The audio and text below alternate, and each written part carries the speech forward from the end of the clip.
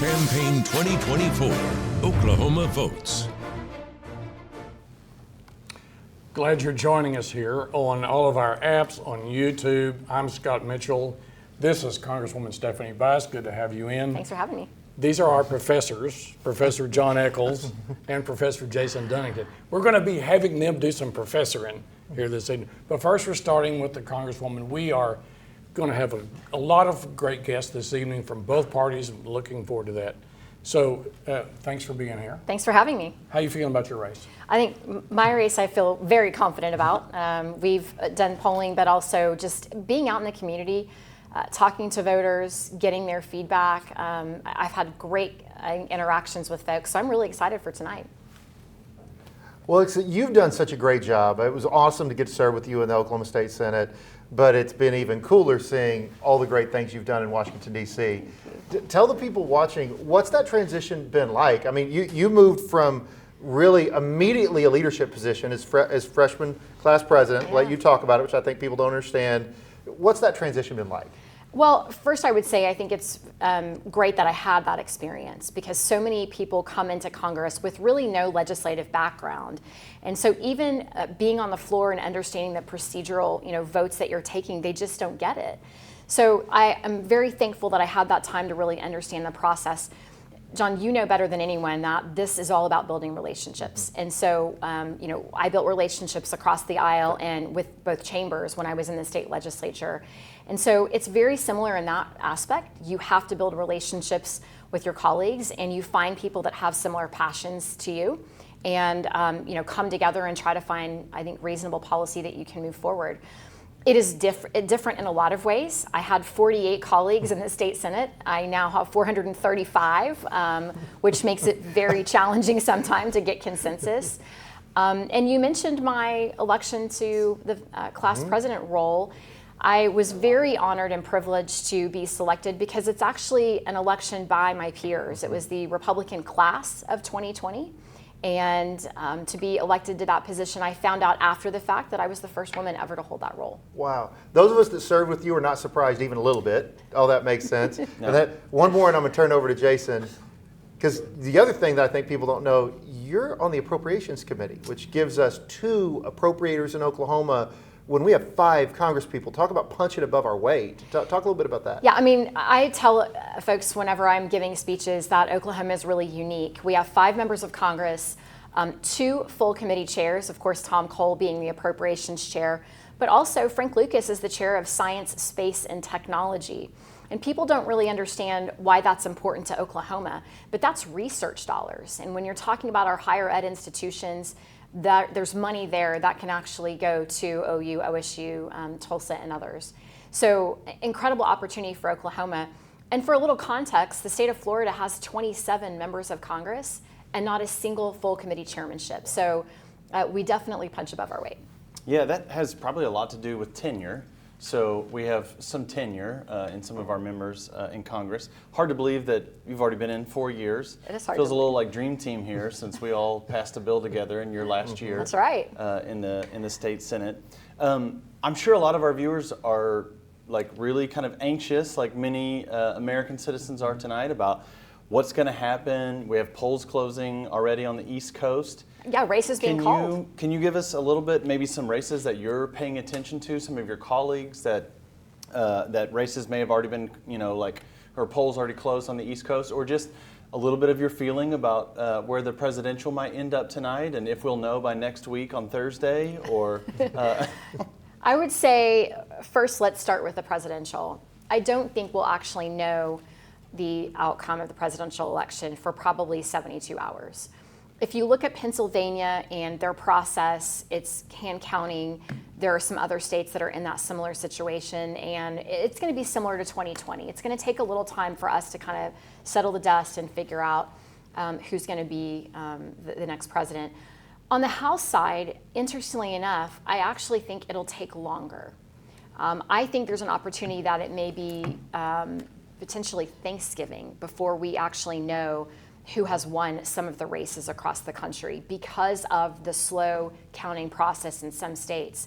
To give you an example, in 2020 when I was elected, one of my classmates, Claudia Tenney from New York, did not find out that she was a member of Congress until February.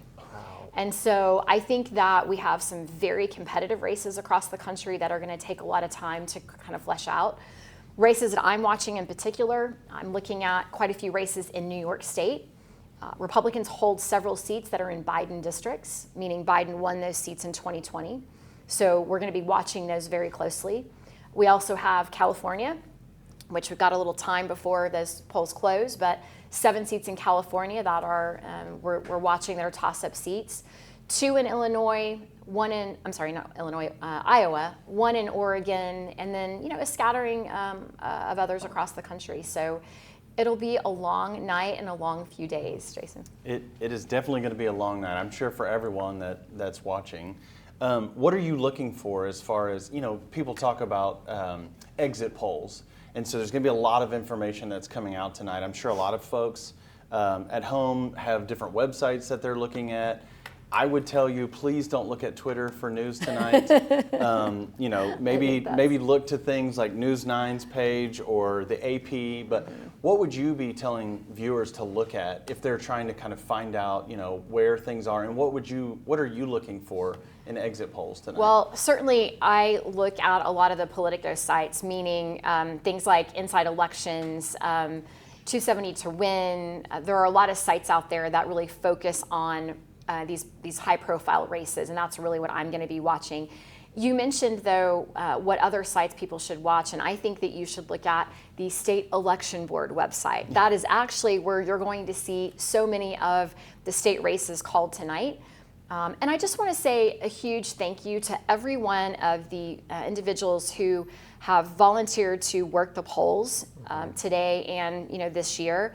It's not an easy job. It doesn't pay big dollars, but these folks are really volunteering their time and resources to be able to make it happen. So thank you. If you have made the decision to be a poll worker, we need more. And so I just want to put that plug out there and make sure you're watching the State Election Board website, because that's where you're going to see all the results for tonight. And we may get some of those earlier than what you'll see in the election board. We'll talk about that in just a minute. Okay, possibility of Thanksgiving. I'm reminded of that saying, other than that, Mrs. Lincoln, how was the play? I mean, because all of us are thinking about it. We'd love to get this over early. Yeah. There are a lot of discussions about that Republicans may take the Senate and Democrats may take the House. Your thoughts about a lot of this prognostication? Well, I would say that that's a possibility. I think we have the Senate. If you look at the Senate races that are up for grabs right now, we only need 2 seats to actually flip the Senate, right? And so we are all but certain to have West Virginia, which is the seat that Joe Manchin's giving up. We also will be taking the Montana seat, John Tester against Tim Sheehy. Tim Sheehy's done a remarkable job of campaigning. But there's also some other seats that we feel really good about. Ohio, Sherrod Brown against Bernie Moreno. I think that's a pickup opportunity that looks to be trending our way. Ohio will likely go Republican. We also have Pennsylvania with McCormick up against Bob Casey. Depending on turnout in Pennsylvania, that could be in the Republican column. Sam Brown in Nevada is another one. And then we'll see if there's any others. But right now, I think a 53 number in the Senate seems like a fairly, 60-40 bet. In the House, we have, I mentioned, so many seats that are in blue states, New York and California. One thing I think it's maybe worth noting is that you have about 210 safe or lean Republican seats, and you have 205 safe or lean Democrat seats. And so there's not a lot in the middle anymore. Yeah. And that's really what we're playing for. Yeah. And so we're not going to see a time where either side has a 240 seat majority. It's just unlikely to happen. So we're going to have to, flesh this out, figure out where the chips land, and then try to figure out how we come together to govern, because that's what the American people are looking for. They're tired of the friction. They're tired of the sort of bombastic nature. They want us to govern, and that's why I'm there. You're in a caucus that works on trying to get things done. I mean, is it growing? It is. I am the vice chair of the Main Street Republican Caucus. It is about 75 Republican members. And really, we have no political ideology, meaning we have members from New York that are in Biden seats, to my friend Kelly Armstrong that will be elected governor tonight in North Dakota, who's in a Republican plus 30 district. So there's not a real political leaning to it, but it's really just people that want to get things done, that are pro-business, that are looking at what's going to be best for the economy and growing jobs across the country. Well, and you campaign like that, you govern like that in the Senate, you govern like that in the House. So we talk on the show sometimes, Your Vote Counts, about, we did last week about anxiety. People have anxiety as a result of the race. Yeah. And you're someone that always sold a vision. You talked about the future. You talk about positive things. What would be your message as somebody who's in Congress, anxious about what's going to happen tonight? What would your message be to them? Well, first and foremost, turn off the television and turn off your social media, because I don't think that's real helpful right now. What I would say, I think, to folks at home is that we've had tougher times in this country. I was having a conversation with a gentleman one night, and I said, have you ever seen such political strife in the country? And he looked at me and he said, I've seen worse. And I said, what do you mean? And he said, 1968, the assassination of Martin Luther King Jr., the assassination of Robert Kennedy, the Vietnam War had just started, and there was a lot of conflict within the country in being part of the Vietnam War. And he said, people were at odds, but we got through it. And we were able to move past it, and then you had Ronald Reagan come in. He said it was a really difficult time, but we'll get through it. And we'll get through this again. I've been reading this book, The Age of Acrimony, and it talks about post-Civil War to before the Depression. And it really lays out, it was challenging after the Civil War. I mean, we were shooting at each other, right? But we came past it, and it took a lot of hard work and time, but we'll get there again. So one of the things John and I talk about on the show, just because we both went through the program, Rodell Fellowship, but we have one of our Rodell Fellow alums on set with us right now. Do you think that doing programs like that, where it really forced you in to have meaningful conversation? I mean, you just referenced reading a book. I don't know that people read books anymore, but you referenced reading a book. You're trying to learn about the job. I mean, anyone that knows you knows that you continue to grow as a politician. Mm-hmm. I mean, you and I first got elected in 2014. We didn't have any idea what we were doing. Yeah. And to see the growth that you've gotten to now has been pretty remarkable. So do you think programs like that, is it, what helps ground you in this process that seems overly chaotic to most people? Well, I think there are a lot of programs that bring both sides together to sit down and talk through issues. One of the interesting things about the Aspen Rodell program is I actually didn't get to finish my fellowship because I got elected to Congress and COVID hit at the time. But, it was a phenomenal program because it really had you, do a deep dive into some really difficult topics and have some tough conversations. Look, I think we can disagree without being disagreeable. And there are so many, I think, individuals that would rather lob grenades either on social media or, via press releases or otherwise. And I don't know that that's helpful. And I get actually criticized sometimes because I'm not fighting hard enough. And I've asked my constituents, well, what is fighting to you? And they say, well, we don't see you on TV. We don't see you, punching back. And I remind them that I don't need to be on television or the radio or social media to be actually fighting for them. That I can do that very effectively without doing those things. We just did a whole show, Your Vote Counts, a couple of weeks ago, asking kids to put their cell phones down because they'll learn better at school. And then we talked about adults need to do the same thing. So, maybe everyone needs to put that down for a bit and not do that kind of fighting. Yeah, take a step back, take a deep breath, go touch some grass, be out with nature, Look, I understand there's anxiety and I recognize that can be challenging, but I also think that we'll get through this and we'll come out of it stronger. Absolutely. Well, we want to thank our sponsor, Rodell, for the appearances tonight. And we're going to be taking a break and bringing in Congressman McCall in just a second. I'm thinking that, are you seeing any trends, are folks seeing any trends even at this late date? or this early date in terms of the East Coast? Anything new that we should know about? We've seen actually some exit poll data that looks fairly good, particularly in Pennsylvania. I mean, you've had an individual that decided to move to Pennsylvania, and his whole focus for the last, 8 months has been registering Republican voters or registering voters and trying to convince them to vote Republican. So I think Pennsylvania, it is a swing district or swing state, but I think it's going to be fascinating to watch to see what the outcome is in Pennsylvania because of the impact of Scott Pressler and the work he's done over the last 8 months or a year. Well, good luck tonight. Thanks for coming by. Thank you for having me. It's Our great to see all studio of is you. we'll just call it this Rodale studio, as we've started also.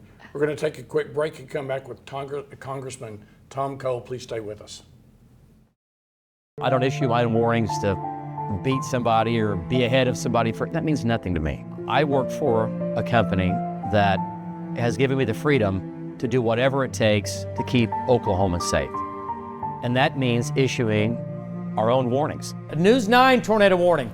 News 9 tornado warning. I make those calls, and I'm able to make those calls because of the technology we have, because of our 1,000,000-watt radar, because of my weather team, because of our storm trackers, because of Jim Gardner. I know what that storm's doing. I know what it looks like on radar. I know what it looks like in the field. We're not going to wait. Minutes matter. Minutes count. And minutes are the difference between somebody possibly being injured or dying. The delay that I've seen it's not acceptable to me. And I think a lot of that goes back to me storm chasing, giving people as much information as early as you can. That's what saves lives. That's why I do it. David Payne, the Oklahoma weather expert on Oklahoma's own News 9. Keep up with everything Oklahoma on News 9 Plus. It's the ultimate source for all things Oklahoma news and weather.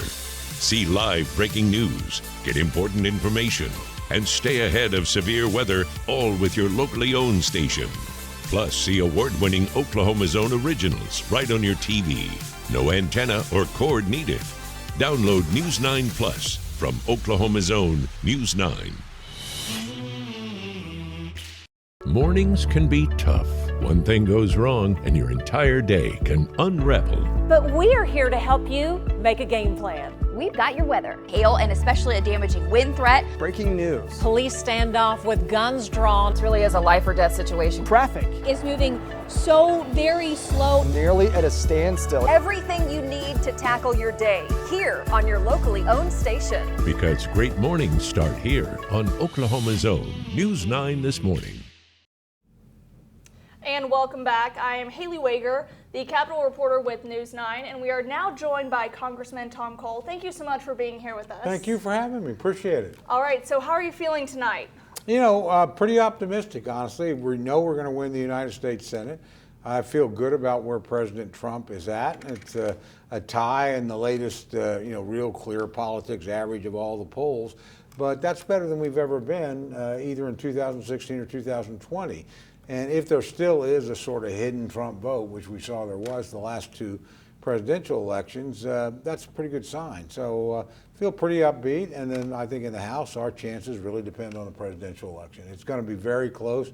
Probably know who the next speaker is before we know who the next president is before we know who the next speaker is. And because we got races scattered across the country, and some of them, honestly, it'll be days before all the votes are counted in places like California and parts of New York. So, again, we feel good about his chances, and we think we're very closely tied with President Trump. Is there any sense, we talked to Congresswoman Bice about when she thought that we might know. I think a lot of people watching, it used to be that you would watch coverage on the evening of a presidential and you would know that night who won, or maybe, like early in the morning, 1 in the morning. Do you have any sense of timing of when you think we might have? If I were a betting man, I'd bet early in the morning. Look, there's going to be some signs pretty early. Honestly, if Vice President Harris were to win, let's say, North Carolina, which Democrats won in 2008, haven't won since, that'd be a big get for her. On the other hand, if Trump wins North Carolina and Georgia, we lost Georgia last time, very narrowly won North Carolina. And then if you saw all of a sudden there was something like Virginia or New Hampshire that was pretty close, those are pretty good early indicators for the Republicans. But Yeah, again, the big ones are going to be Pennsylvania, Michigan, Wisconsin, that blue wall section up there. I feel pretty good. President Trump is going to do very well in the Southwest and Arizona, which he lost last time. I think he'll win this time. Nevada looks surprisingly competitive. So again, it's going to take a while, but I don't think it's going to be one of these things where we drag out for days. Yeah. What our viewers may not know about you, Congressman, is you're kind of a professor of politics. So I'm really addicted to the business. Yeah. You really get into the numbers. You get into the polling data. Are there things that you've been looking at or your team's been looking at as far as exit polls? Or could you tell the viewer what is an exit poll? Because I'm sure a lot of them wonder what that is. It's a great question, and it's a time when exit polling is changing. Exit poll is literally when you're polling at the voting site. And so you're right there on the ground and you're kind of talking to individual voters, but you're trying to weight them by gender, by party affiliation, those kind of things. But now there's so much early voting. 75 million people have already voted. We set all kinds of records here in Oklahoma, and we don't have a long early voting period in the way that a lot of other states do. Thank you very much, Jonathan, your colleagues in the legislature. So that makes the polling a lot trickier. So it's a combination of a traditional poll amongst early voters. Then you have to combine that with what you're getting on the site. So the early exit polling that I've seen, there's a couple out there. They essentially have it neck and neck. I think there's one that had it exactly tied. I think CBS, and then there's another one. I think Fox is doing one that was like 49 Harris, 47 Trump. But again, all margin of error kinds of things. Nothing here points to a late, last-minute shift that's going to give somebody a decisive, quick victory. Yeah. You were talking about the polling. We saw you saw the last-minute Iowa poll that was kind of the outlier, said Vice President Harris was ahead in Iowa, and then you talked about New Hampshire and in Virginia, a couple other ones we're seeing at the last minute. It looks like those may be going Trump.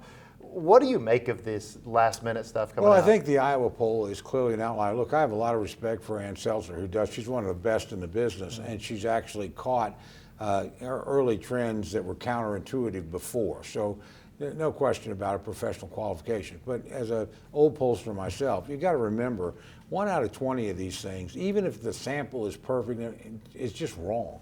I might get exactly the right number of Republicans and exactly the right number of Democrats and the right balance between the genders, and yet end up getting, these are Republicans that are Liz Cheney or Adam Kinzinger Republicans that are voting the other way. They're not really representative of the larger Republican body, or the same thing on the Democratic side. So again, you always should remember when you look at a poll, no matter how good the pollster is, how hard they've worked, 1 out of 20 of these things is a piece of junk. And it's just not going to be right. And with all due respect to Seltzer, I think that's probably the case. She had a poll earlier about 3 or 4 weeks ago in Iowa that showed about what you would expect. It was a several-point advantage for President Trump. And everybody else's polls are there. And I'll tell you, if anybody was picking that up, I promise you somebody would have been stopping in Iowa today on both sides to try and do something. And the fact you haven't seen that activity,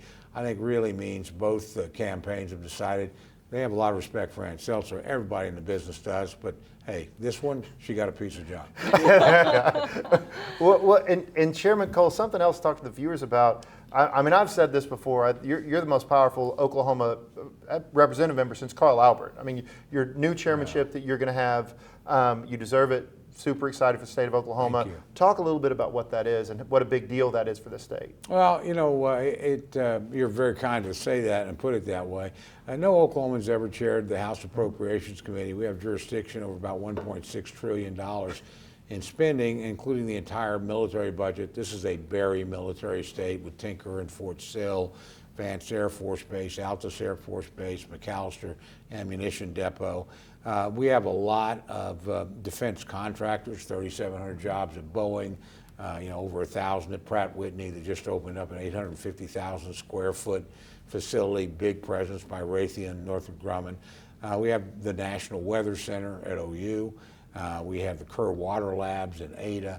We have a huge Indian hospital in Lawton. All these are federal facilities, federal workforce. So that's what the Appropriations Committee does, is fund the federal government. And I also think, what most people think of as government is what the Appropriations Committee does. They don't think of themselves, think of Social Security, Medicare, Medicaid, none of which we have jurisdiction over. They're with Ways and Means and Energy and Commerce. And they're actually they're the biggest spending items. We spend more money on Social Security than we do on defense.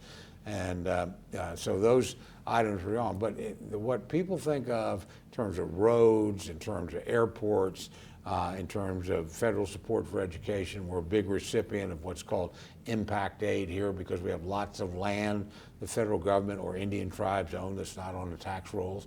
The federal government contributes to make up for that lost income because if you're a Tinker Air Force Base working, we attracted your kids there, and they're not paying any local, school taxes, property taxes, the way that a private facility would. So the federal government steps in. That's something we have jurisdiction over. So making sure we get equity for schools in Oklahoma, this is a very powerful position to do that for. And again, the national priorities. If we decide we're going to the moon, then guess what? Those dollars got to come out of the Appropriations Committee to NASA to do it. If we decide that we're going to send arms to our friends Israel at a time of need, then those dollars are appropriated through our committee. So it's not just what you can do locally, it's also the national impact that appropriations has. Yeah, I'll hearken what John said. It's incredibly exciting for Oklahoma, not only to have you in the chairmanship role, but then to have Congresswoman Bice, who we just had on, sit as a member of the committee. I think the way you put it, John, was punching well above our weight when it comes to that. First time we've had two appropriators since Ernest Istook and Wes Watkins were on that committee in 93 and 94. And we only briefly had it for 2 years. So you're exactly right. And we're lucky to have her. We're very lucky to have Frank Lucas. We have two chairmen in a 5-member delegation. Florida has 28 members, including 20 Republicans. They don't have any chairman. So we really are well positioned. And the number one issue probably for Congress in the next session will be rewriting the tax code. We have James Langford on Senate Finance, and we have Kevin Hearn on the House Ways and Means Committee. Last time we did tax legislation, there wasn't an Oklahoman on either one of the committees. Now we have Oklahomans in both chambers on both the big committees. So this delegation has worked really hard to position itself, and it works really well together. John asked a question to Congresswoman Bice. I'd love to ask you the same question. A lot of people watching tonight, the build up to this, so much anxiety over the presidential election, so much feeling that if one side wins or the other, that the country's going to fall apart. And I think the way you asked it to Congresswoman Bice was, what is your message to Oklahomans tonight, to American citizens tonight about how this election turns out, regardless of who wins, and how we go forward? Well, I would tell you, number one, to have faith in the history of the country and the institutions and the American people. Look, we are a new country, a relatively young country. We're an ancient democracy. We're the oldest democracy in the world. We do this really well. And I promise you, no matter who wins or loses, we're not going to have a civil war. This isn't 1860. We're not in that kind of position. And the institutions are incredibly durable. They've held up through war, through depression, through civil war. We were holding elections in 1864 in the middle of the war. They didn't do that in Britain in World War II, or they didn't have national elections in World War I. We did. We had a presidential election in 1944, right at the height of the Second World War. So, number one, our institutions are built to do this, and they do it very well. But much more importantly, the American people are very level-headed, commonsensical people, and they're not going to lose their respect for one another. They're competitive by nature. That's who we are, whether it's on a football field or we're racing Russia to the moon. But we intend to win at most things we compete at. But again, we have good sense, and we recognize that our political adversaries are not our political enemies. We have different points of view. We're competing very hard. But I got a call today from the ranking member and former chairman of the Full Appropriations Committee, Rosa DeLore of Connecticut. She's my Democratic counterpart. We were just in the Middle East. We had this line. We met with the king of Jordan. We met with the prime minister of Israel. We met with the president of Egypt. And we said, you're talking to the next chairman of the Appropriations Committee. We just don't know who. It's going to be one of us, and we're that close. But the point is, we've worked together for a lot of years, and we disagree on quite a few things. That's why she's a Democrat and I'm a Republican. But we know how to strike a deal with one another, and that's more common in Congress than people think. So I would tell them, look, I understand being heated in a contest, but just have faith in the decency and the good judgment of the American people. And guess what? If they make a mistake there'll be another election in 2 years, and you can fix it. And the American people are like OU football fans. They're not afraid to fire coaches if they don't think it's going well.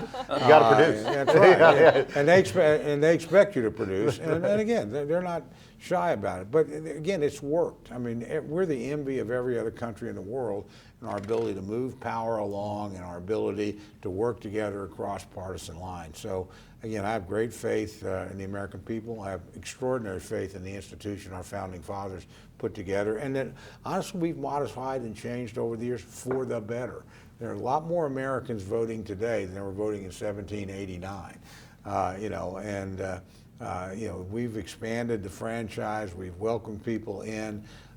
People have learned to play by the rules over time. And so again, I'm not one of these people that thinks the fate of democracy is at stake in any given election. I think, particularly if my side loses. I mean, I've been in enough losing elections and then had opportunities for comebacks in later elections. The President of the United States, former President Trump, is an example of that. He won an election, he lost an election. I think most people would have told you he probably can't win. He won a really good primary field. He beat the sitting governors in Florida and Nikki Haley and popular senators like Tim Scott, and now he's back in the mix again. And so, our system is an open system. If you're willing to compete and you can convince enough people, then you have a shot at winning. I think you've got a great shot tonight. So speaking of which, and in fairness though, Florida might be about to have the president. We'll keep our chairmanships in Oklahoma. They get the president. That's enough for Florida. They'll settle for that. yeah. And so would we. Yeah. As a state. What do you think the chances are of this election? I mean, kind of the hard question. What do you think the outcome is? We all know what you want the outcome to be, but sure. But how do you kind of see this coming down? I mean, I really, number one, I think we get the United States Senate. That's been crucial to us in the House. We've gotten a lot of stuff done. We're accused of not getting stuff. We just can't pass it through a Democratic Senate, and I get that. Border legislation to energy legislation. So we need a working partner on the other side of the rotunda in the Capitol. We know we're going to get that tonight. We think President Trump is going to win. I think it's going to be close.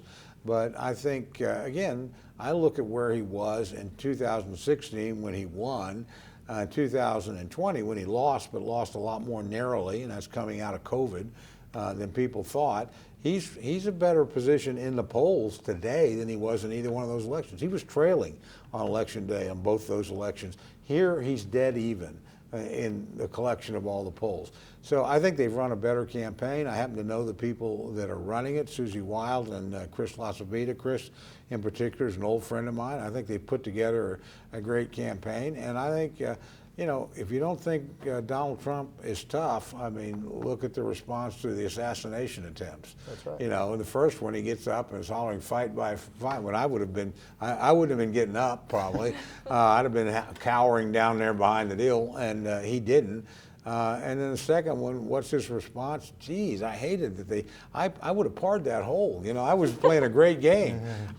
He's just a tough guy, and I think it's a dangerous world, and we need a tough guy. But he's resilient. So I think he wins the election. If he wins, I think we win the House very narrowly. And we have a shocking one to call just now. Just in, the AP has called Oklahoma for President Trump. I know. What took him so long? Yeah. 3 minutes. Now, in fairness, I think it just took a few minutes for it to get here, which is 7:05. I'll be waiting. The close, boom. Yeah. They send it by carrier pigeon. I think you always look at the national lenses or landscape through the lens of your own state, and I think it says something in a state where honestly we knew he was going to win, but you had record early turnout. And that tells you what Trump supporters all across the country are doing. Whether they're in states that are going to win or states that are raised with them like Pennsylvania, they are mobilized and intent. They lived through defeat once, they don't want to go through it again. And so I do think the turnout edge probably lies with us. Okay, so stick to Oklahoma for a second, because you just gave us the AP calling the state. In your opinion, professor of politics over here, will one Oklahoma county go blue in this cycle, or do you think we'll go through another presidential cycle where every single county goes red? Well, if you're at a gambling table and you're on a winning streak, you stay with it. And look, we've had 5 straight elections where we've carried every county presidentially. That's why when you hear about us gerrymandering and redistricting, you'd have to gerrymander to create an opportunity for the Democrats to win a congressional seat if our candidate's winning every single county. So I feel like we're going to do that again. It'll be closer in the metropolitan areas. Oklahoma used to be very different than nationally. The Republican strength was in the 2 great metropolitan areas, still is. A lot of strength there, but the backbone of our strength is now where the Democrats used to be, rural Oklahoma. So I think all of those counties are clearly going to go red, and I think the 3 I would watch would be Oklahoma, Cleveland, and Tulsa, but I feel pretty comfortable they're all still going to go for President Trump.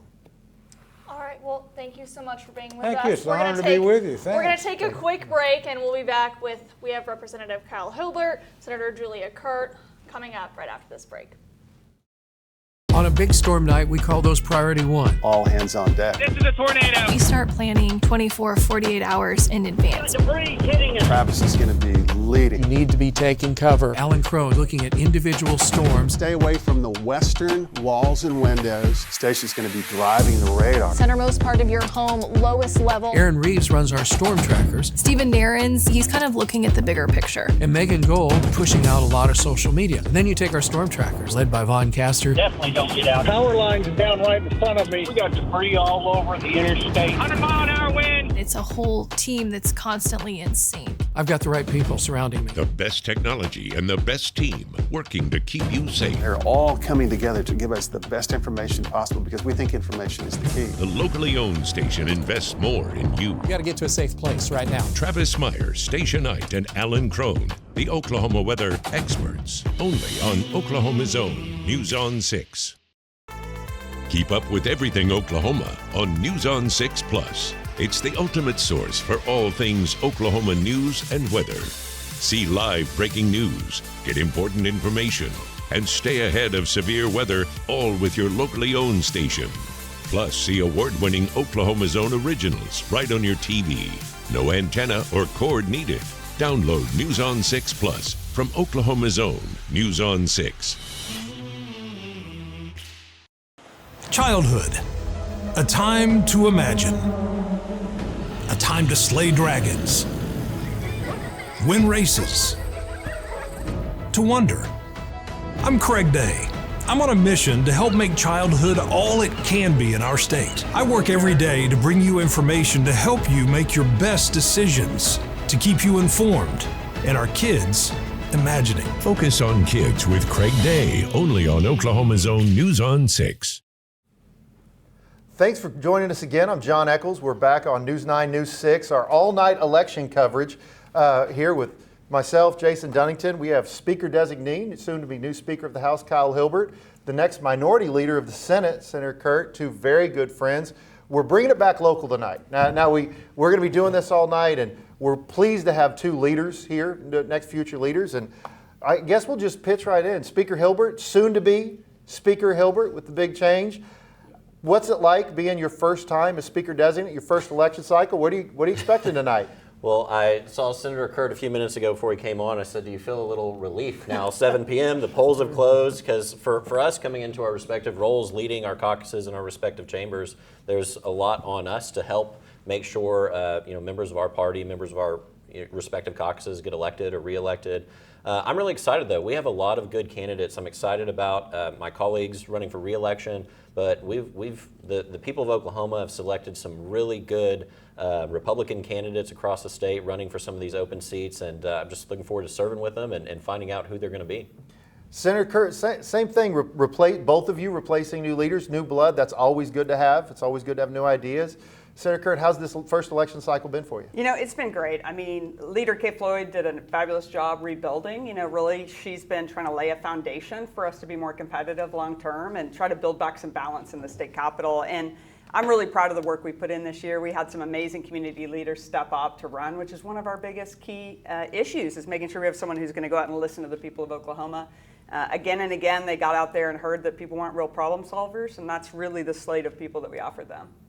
Yeah, that's super exciting. We just got done having a conversation with Congresswoman Bice and then Congressman Cole.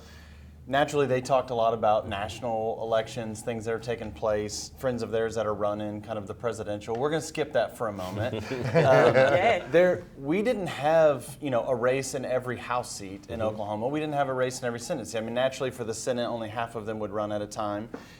What are some of the races that you're watching tonight? I pitch it to you first, Mr. Speaker. Yeah. And what are races you're watching in the House? What indication do you have? And then we'll come to you after. One of the biggest difference between Chairman Cole's conversation about the U.S. Congress and the State House is we won the majority in April on filing day. We had enough Republican seats that Democrats didn't file for that we'd won the majority at that point in time. So then it's a question of, what does the majority look like? What is the margin?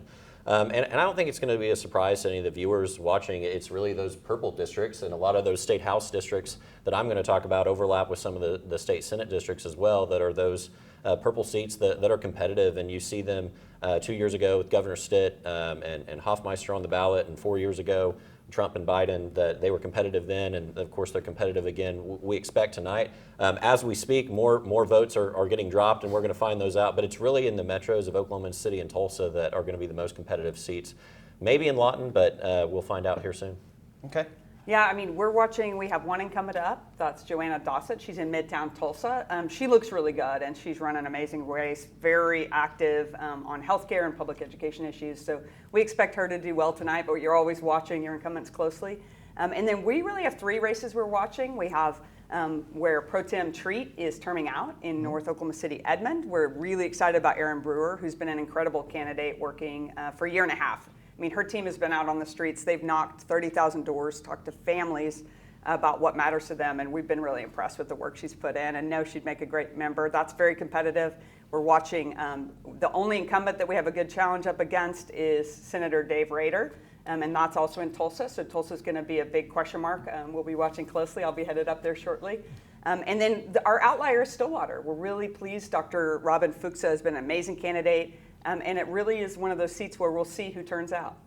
Yeah, well, and we're tonight on both News 9 and News on 6, so I'm sure folks in Tulsa that are paying attention in tonight can look at both of those Tulsa seats. So kind of an in-the-weeds question I'll ask you guys. We talk about campaigning all the time, but most people that watch us on Sunday morning or watching this tonight, all they think of is the annoying campaign ads they see on TV over and over and over again, and they're just like, make it stop. So what is campaigning for these candidates we're talking about, races tonight? It's not just ads on TV. What have these folks been doing, and how have you all been helping them from a leadership position? Absolutely, yeah. So campaigning for a state house or a state senate seat is really door-to-door campaigning, knocking on doors. Certainly the TV ads, I know everyone gets frustrated by the TV ads and the mail that comes in your inbox. Well, if it didn't work, candidates wouldn't do it. So it clearly works. But the most effective thing in these races, you go and knock every single door. Look, if you're running for the United States Congress, governor of the state of Oklahoma, you can't knock on the door of every voter's. But if you're running for House District 29 in Creek and Tulsa County, you can knock the door of every voter. And that's what it's about. And it's also about raising money so you can get your name out there, get your message out there. And that's really the critical piece for candidates is, who are you, but also who is your message? What is your message? What is your message to the voters that you're going to deliver? And that's a critical piece. Yeah, I mean, I'll couple with what Speaker Designee said. I mean, I already talked about what Brewer has done. I mean, visiting more than 30,000 doors. You're talking about representing an average of 83,000 people in the Senate. And so you have a chance to really try to reach almost everyone directly and have those conversations at the doorstep. She was talking to them about what do they care about? What are their concerns? And over again, what they hear are what we want to respond with. So I love that For me, that was a huge part of my race, was being out there in the public, really understanding who I'm representing, and then trying to go solve those problems those people brought up. Well, and we spent a lot of time talking here tonight. Now, it's national election. We're gonna be talking about races as they get called. We're gonna be talking about swing states. We're not gonna know who the president is, more than likely, by the end. But the truth is, you two are the people that are really going to affect the lives of most of the listeners. I mean, I know firsthand what it's like in legislative leadership and what you really do.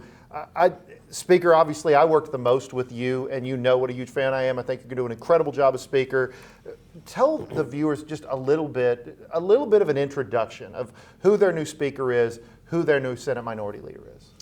Certainly. Well, for 8 years, I've had the privilege of serving the House with both former Representative Dunnington and Representative Echols. I'm still going to call you Leader Echols. You're still a representative for 2 more weeks, so we're going to get our money's worth out of you. But it's been a real honor, and really what I've focused on in my time in office is getting things done and solving problems. I think when I was first elected in 2016, I came in and we were on the back end of deficits, and it was a deficit after deficit after deficit. You'd say you look under the couch cushions for money. Well, all the couches, you guys had already sold them, so we didn't have any couches left to look under the cushions for money. But we came in and we solved a lot of problems, and they were really hard, difficult conversations. But for me, my focus on the speakership is making things better, and it really boils down to that, because you have a lot of problems as a state, and you have elected officials, you have politicians from time to time that make a lot of promises they can't keep, and that's not my style. My promise is this: I want to leave things better when I leave than they were when I found it, and I think that's something we've done together, serving these past several years, and just want to continue my remaining time in office. Yeah.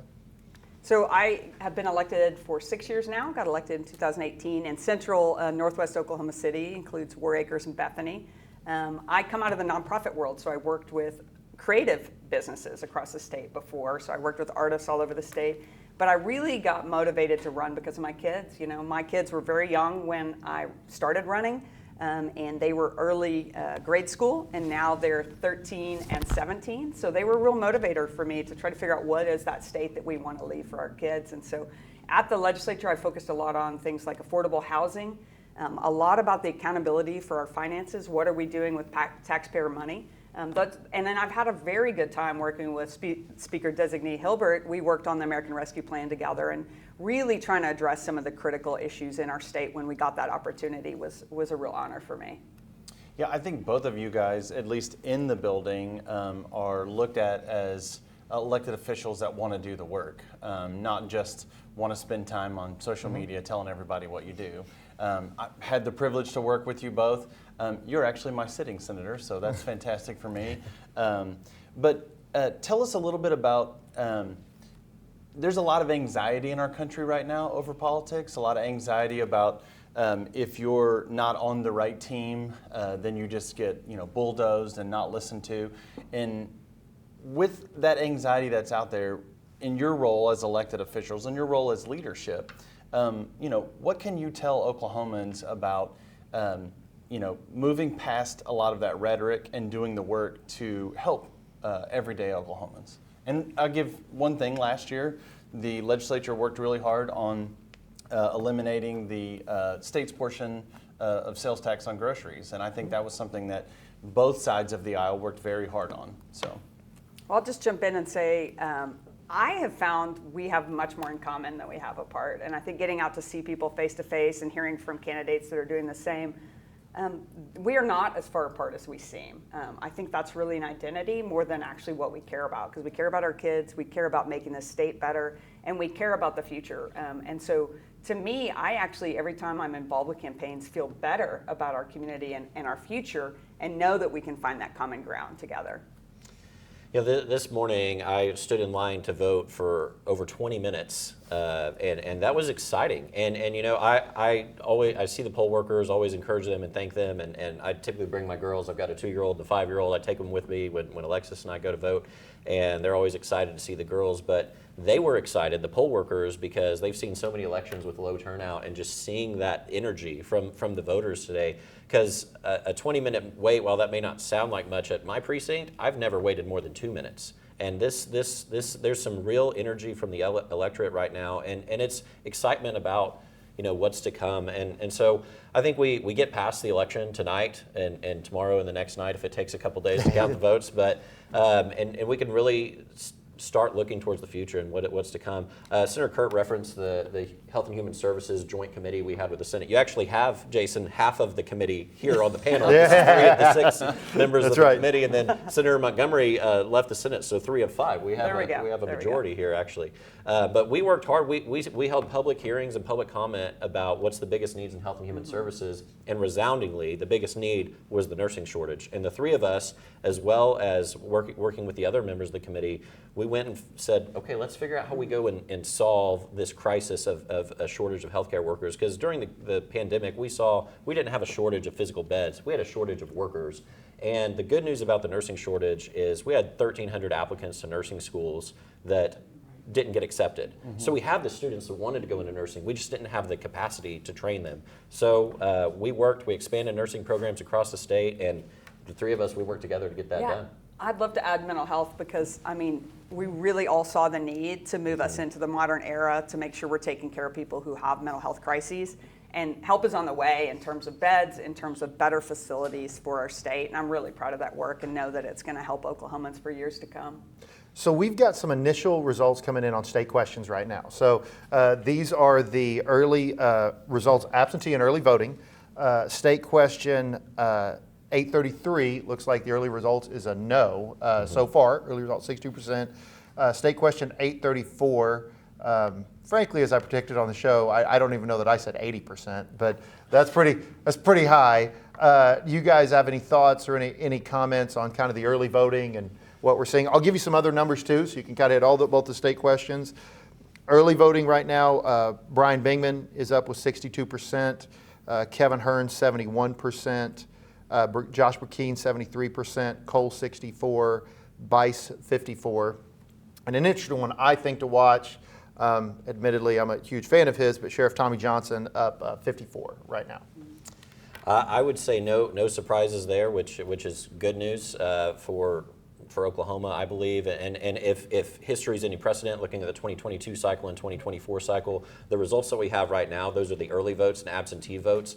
Traditionally, those tend to lean more Democratic in votes, although Republicans did vote more early and absentee this cycle than they have in the past. So I would expect each of those Republicans' leads to likely grow as the election day count comes in. And so on the state questions, I don't think that's a surprise. The biggest challenge for the state question 833 camp is explaining why to vote yes is really complicated. Explaining why to vote no is really easy. It's going to raise your taxes. It's and you have to have a good, clear message, and I don't think the 833 camp had that, and you see that in the results. Yeah, if people are confused, they're not going to vote yes. I think both those questions, I don't know why they were prioritized among all the state questions we could have brought forward, because those are ones that came from the legislature, not from the citizens. So I'm not surprised with the results. Well, Senator, that's actually a good point to bring up. Part of what we want to do tonight is use some of this process to help educate viewers of our show.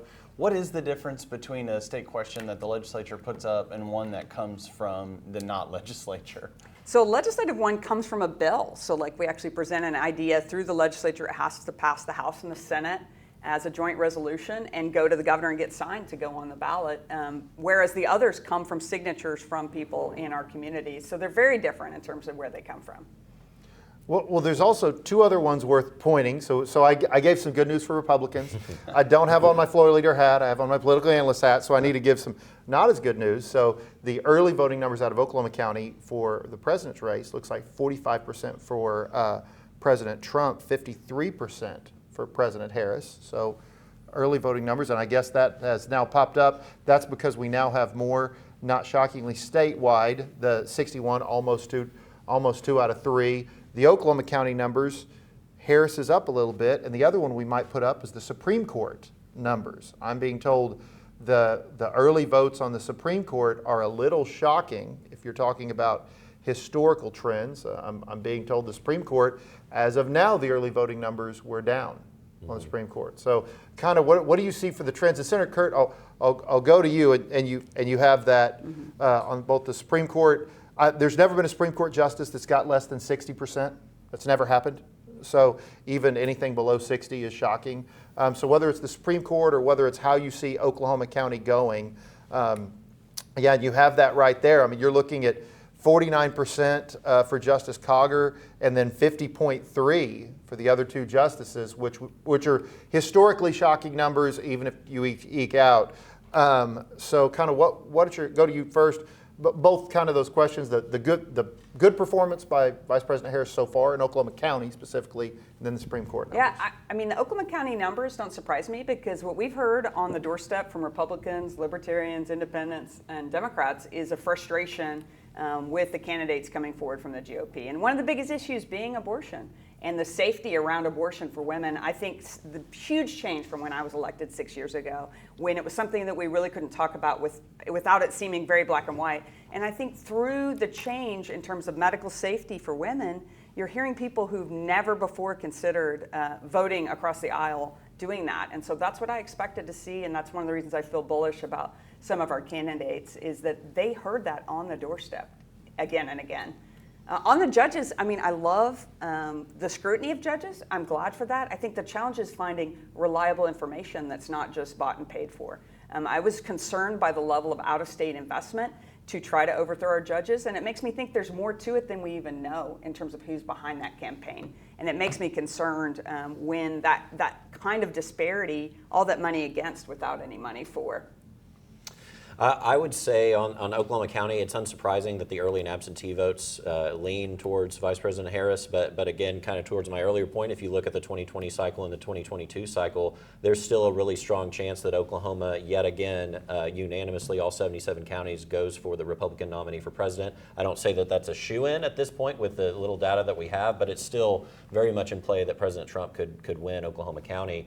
And with that in mind, I would suggest also that the 50-50 on the early voting for the judges, that's not a good news if you're one of those three judges, because the do not retain camp of the judges really targeted conservative voters. And so if, as historically has played out the last two cycles, more conservative voters voted on election day more so than absentee, you would have to think that could be bad news for the judges. I mean, Mr. Speaker, I think you're right on. I think if you look at it, Republicans, I talked about on the show, they seem to have found early voting. I mean, that has been much higher numbers. But on a percentage basis, it is not good news for the judicial campaign as we looked at it. We're about to go to a quick break. I know you both have incredibly busy nights. So I guess I want to leave you with this. What is it like the night of an election for a leader of one of our chambers? Like the fact that you came in and talked to us, News 9, News 6, the viewers, we're so excited you're doing it. But this isn't probably not your first stop and not anywhere near your last. Tell us a little bit that, and then we'll pitch to a quick break. Well, I'm excited to be here. It's great to get to speak in a way that we can reach more people and talk, have bipartisan conversations, because that's what I expect. And I'm excited. I hope to get to go and celebrate with some candidates. No matter what, I'm proud of the people who ran. I'm proud of the effort we put forth. And I think it's important that we're competitive in November to see better policies at the state capitol. Yeah, so for the night tonight for me, making multiple stops around town to visit with different media partners. This was the first stop, though, I'll let you know. But in between making phone calls to candidates is because I do want to give a shout out, would be remiss if I didn't do that, to our Oklahoma election board and our county election board and our polling workers. Oklahoma is the gold standard for election integrity and election efficiency, and you're going to see that tonight. The citizens of Oklahoma, as our results are trickling in as we speak, which when you look at other states as like California, which won't have results for weeks, Oklahoma really is the gold standard. And so for me, it's talking to constituents, talking to voters, but also making those phone calls to our candidates as they're successful across the state tonight, and sharing the congratulations with them. Well, Speaker Hilbert and Leader Kirt, thanks for being on with us tonight, and good luck to you the rest of your evening and all of your endeavors. Thanks. Thank you. Thanks for having us. Keep up with everything Oklahoma on News 9 Plus. It's the ultimate source for all things Oklahoma news and weather. See live breaking news, get important information, and stay ahead of severe weather, all with your locally owned station. Plus, see award-winning Oklahoma's Own originals right on your TV. No antenna or cord needed. Download News 9 Plus from Oklahoma's Own News 9. I don't issue my own warnings to beat somebody or be ahead of somebody. That means nothing to me. I work for a company that has given me the freedom to do whatever it takes to keep Oklahoma safe. And that means issuing our own warnings. News 9 tornado warning. News 9 tornado warning. I make those calls, and I'm able to make those calls because of the technology we have, because of our 1,000,000-watt radar, because of my weather team, because of our storm trackers, because of Jim Gardner. You know, I know what that storm's doing. I know what it looks like on radar. I know what it looks like in the field. We're not going to wait. Minutes matter. Minutes count. And minutes are the difference between somebody possibly being injured or dying. The delay that I've seen it's not acceptable to me. And I think a lot of that goes back to me storm chasing, giving people as much information as early as you can. That's what saves lives. That's why I do it. David Payne, the Oklahoma weather expert on Oklahoma's own News 9. Childhood, a time to imagine, a time to slay dragons, win races, to wonder. I'm Craig Day. I'm on a mission to help make childhood all it can be in our state. I work every day to bring you information to help you make your best decisions, to keep you informed, and our kids imagining. Focus on Kids with Craig Day, only on Oklahoma's own News on 6. Mornings can be tough.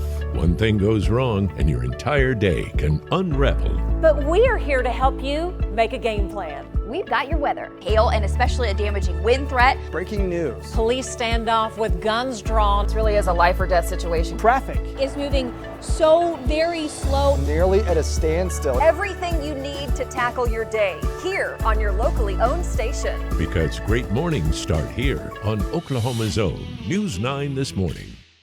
On a big storm night, we call those priority 1. All hands on deck. This is a tornado. We start planning 24, 48 hours in advance. Debris hitting us. Travis is going to be leading. You need to be taking cover. Alan Crone looking at individual storms. Stay away from the western walls and windows. Station's going to be driving the radar. Centermost part of your home, lowest level. Aaron Reeves runs our storm trackers. Stephen Narrens, he's kind of looking at the bigger picture. And Megan Gold pushing out a lot of social media. And then you take our storm trackers, led by Vaughn Castor. Definitely don't get out. Power lines down right in front of me. We got debris all over the interstate. 100-mile-an-hour wind. It's a whole team that's constantly in sync. I've got the right people surrounding me. The best technology and the best team working to keep you safe. They're all coming together to give us the best information possible because we think information is the key. The locally owned station invests more in you. You got to get to a safe place right now. Travis Meyer, Station Knight, and Alan Crone, the Oklahoma weather experts, only on Oklahoma's own News on 6.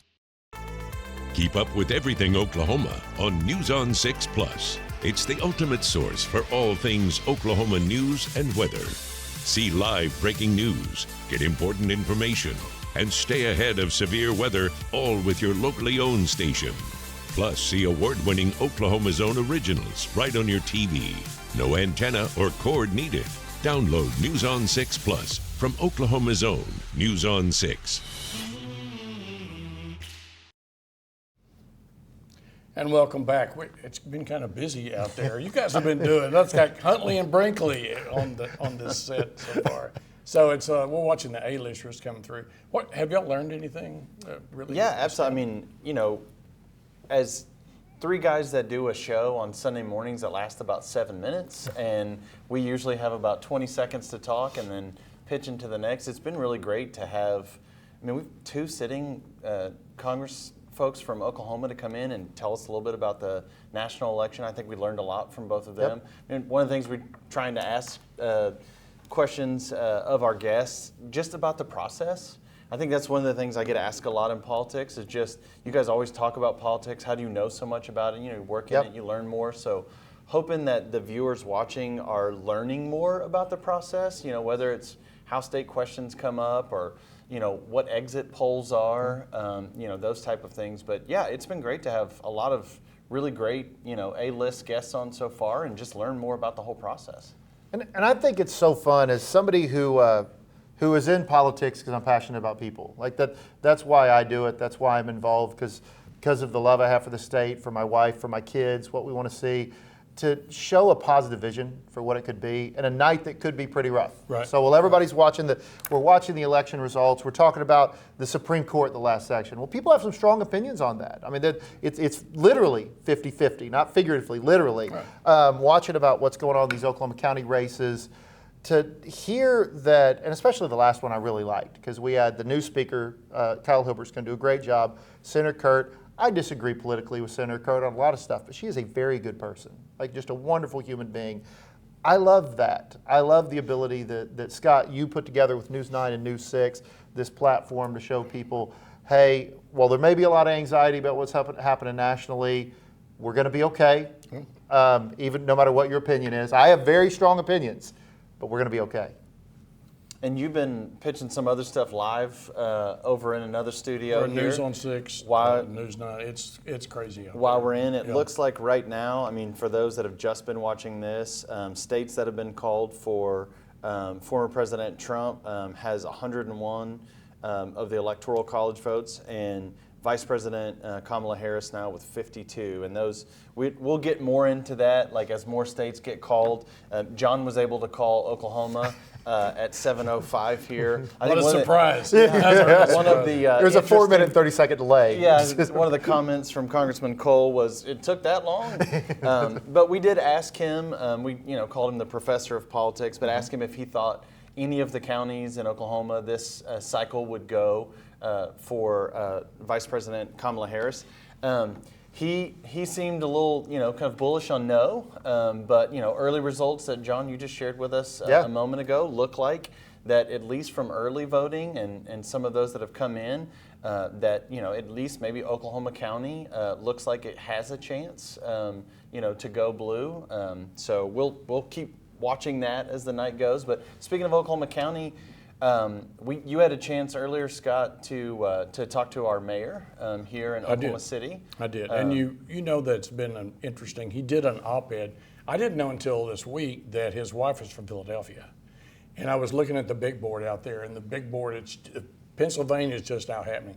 What I'm watching for early on, I'm just watching Michigan, I'm watching Wisconsin, I'm watching Pennsylvania, and that could tell us which way we're going, yay or nay, or blue or red. But the mayor did an op-ed in a Pennsylvania paper. His wife is from there. And people have said, well, he endorsed Kamala Harris. Nothing like misinformation in the campaign. He did not. He did not. And so I thought, let's just talk. And by the way, thank you for arranging this with Mayor Holt. So we had a few minutes to talk about why he did the op-ed and also other things that he wants to talk about in terms of Oklahoma City. We got into the relationship between Oklahoma City and Tulsa. Tulsa's picking a new mayor tonight, we think. And so we had this discussion, a few minutes, and here's my discussion with Mayor Holt. Glad to welcome to our discussion the mayor of Oklahoma City, David Holt. Mr. Mayor, good evening to you, sir. Thanks for having me on, and thanks for caring about Oklahoma and local politics. And obviously, a lot of eyes are on the national scene tonight, but a lot of interesting things going on that probably affect our lives to an even greater degree right here in Oklahoma. I'd like to talk more thunder tonight, but there was something else going on this election, so we'll get around to the thunder thing in just a minute. I'm wondering if what you're going to be looking at when the polls close at 7 o'clock in Oklahoma, what are the issues, local and state, that you're going to be most interested in? Besides presidential election, of course. Yeah. Well, I think really interested in, obviously, Supreme. Glad to welcome to our discussion the mayor of Oklahoma City, David Holt. Mr. Mayor, good evening to you, sir. Thanks for having me on, and thanks for caring about Oklahoma and local politics. And obviously, a lot of eyes are on the national scene tonight, but a lot of interesting things going on that probably affect our lives to an even greater degree right here in Oklahoma. I'd like to talk more thunder tonight, but there was something else going on this election, so we'll get around to the thunder thing in just a minute. I'm wondering if what you're going to be looking at when the polls close at 7 o'clock in Oklahoma, what are the issues, local and state, that you're going to be most interested in? Besides presidential election, of course. Yeah. Well, I think really interested in, obviously, Supreme Court retention. And I should say retention for all our judges, but obviously it was the Supreme Court specifically that has paid campaigns on both sides of the issue. Full disclosure, I publicly endorsed retention. I have found the 3 Supreme Court justices to be really, really great jurists. But ultimately, that's up to the people of Oklahoma, and we'll find out shortly what they think. But certainly, we'll be watching that. As a mayor, I'm very interested in the Tulsa mayor's race. I know both the candidates who made it to the final ballot, Karen Keith and Monroe Nichols. I know that I'll have no problem working with either one. I've known them both for some time. But nevertheless, kind of curious which one it will be, right? So I look forward to that. I think the partnership between Oklahoma City and Tulsa has been very strong in the last few years. And obviously, my personal friendship with G.T. Bynum, I think, has given us an opportunity to really set a different tone. And then obviously in unique times of crisis like COVID-19 in 2020, we worked together in a very substantive way. And so, who knows what the future holds, but I think anytime that the Oklahoma City mayor and the Tulsa mayor are friends and partners, that's all to the good. And I look forward to seeing who I'll be building that partnership with. I'm also certainly watching some interesting bond issues, especially in our suburbs.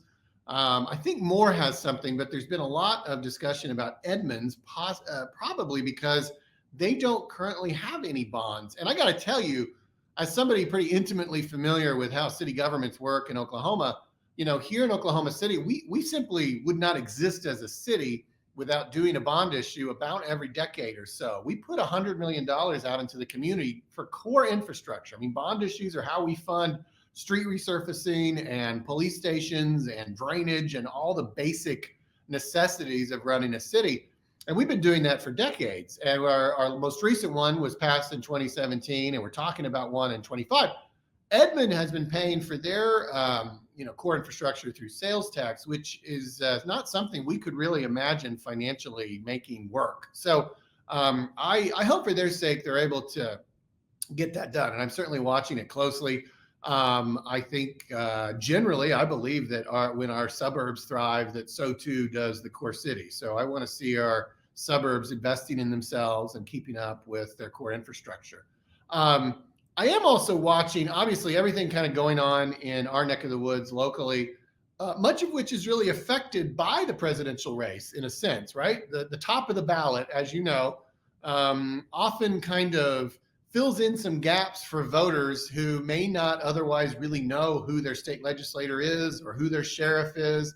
In the political jargon, we call it coattails, right? So we know how Oklahoma as a state is going to vote. But 4 years ago, Oklahoma County, our state's most populous county, voted for Trump over Biden by 1 point. And so it'll be very interesting to see how that finishes tonight between Trump and Harris in Oklahoma County. You don't get elected president by winning Oklahoma County or Oklahoma City. I get that. But it has some real interesting, I think, effects on county races, on local races, but also more to the point about tonight, legislative races. We have, several kind of competitive general elections here in Oklahoma City today, which, isn't happening a lot around the state, but we're very purpley, as I talk about a lot. And so you've got Senate and House races that are kind of right on the edge today. And how the presidential goes in our city and in our county can certainly have an effect on that, and can have coattails for the candidates of the same party of the winner. So I think that's going to be really interesting. And of course, if Oklahoma County does go for Harris tonight, that would be the first time any county in Oklahoma has gone for the Democrat for president since 2000. And so that obviously, it's kind of been trending that way, and we'll see how it goes. I mean, undeniably, it'll be close, right? Either way. But it'll be interesting to see if the county has now tipped this election towards the Democratic nominee for president and the effects that has down the ballot. We're going to be watching the state of Pennsylvania. And I didn't know until recently that you're married to a Philly native. I am. We were married in Philadelphia 21 years ago, Rachel. Yeah. Has she ever booed Santa Claus? Yeah. I mean, I just assume that those types of activities, that and battery throwing, are trained, or training that all Philadelphia residents receive early on. I understand that, and famously, the booing Santa Claus thing happened, and yeah, you say famously. We're probably dating ourselves. I don't know if people even know that reference anymore. But at one point, supposedly Santa was booed at I forget, an Eagles game, I guess. Yeah, it would have been an Eagles. It's game. true. It's really true. I actually recall that very well. Yeah, here's the interesting thing: you did also very well known about an op-ed that you did recently in Philadelphia, and this is something I won't get you out on a thin ice on this, but it's very well known amongst the chattering political class that there's a very deep divide inside of the Republican Party between the traditionalists, which are represented by George H.W. Bush, George W. Bush, Jeb, Reagan, all of these sorts of folks that were in service back during those decades and those presidencies, and the current nominee. And I've had people say to me, did you see that Mayor Holt endorsed Kamala Harris? Well, number one, this is the era of misinformation. So let me make sure that people are seeing this. David Holt did not endorse Kamala Harris. All right. And so what you talked about was virtue, the 3 C's, and how there's virtues and there's policy. And this is something, you're not an island on this. There are many, many Republicans who have said, we have to have a deep discussion about this. And if Donald Trump loses sometime this week, there's going to be a deep reckoning inside of the Republican Party. But before I get ahead of myself, could you, for those folks who may have went, he didn't endorse Kamala Harris, help us understand the op-ed, what you said in the op-ed and why it's important. Sure. I wrote a piece that was published in Philadelphia, which of course is in the heart of a swing state, that mentioned no names. It spoke to virtues that I look for in a presidential candidate. And really, I would say I look for those virtues in everybody that I think about in leadership positions. But President of the United States is the ultimate leadership position. And I certainly commend people to read it. It's probably far more articulate and nuanced in the written form than I could ever capture here. But the basic thesis was that these virtues are really defined by what I called the 3 C's: your character, your commitment to our form of government, and your competence. And that those virtues could be equally held by both candidates that we consider for president. And my first presidential vote was in 2000. And I voted for George W. Bush, and then I served in his administration, and then I attended, multiple Republican conventions during this time, and I even was an elector, a member of the Electoral College for Mitt Romney in 2012. So during that time period, I took for granted, really, character, competence, and a commitment to our form of government. Those were not really differentiating factors between the candidates.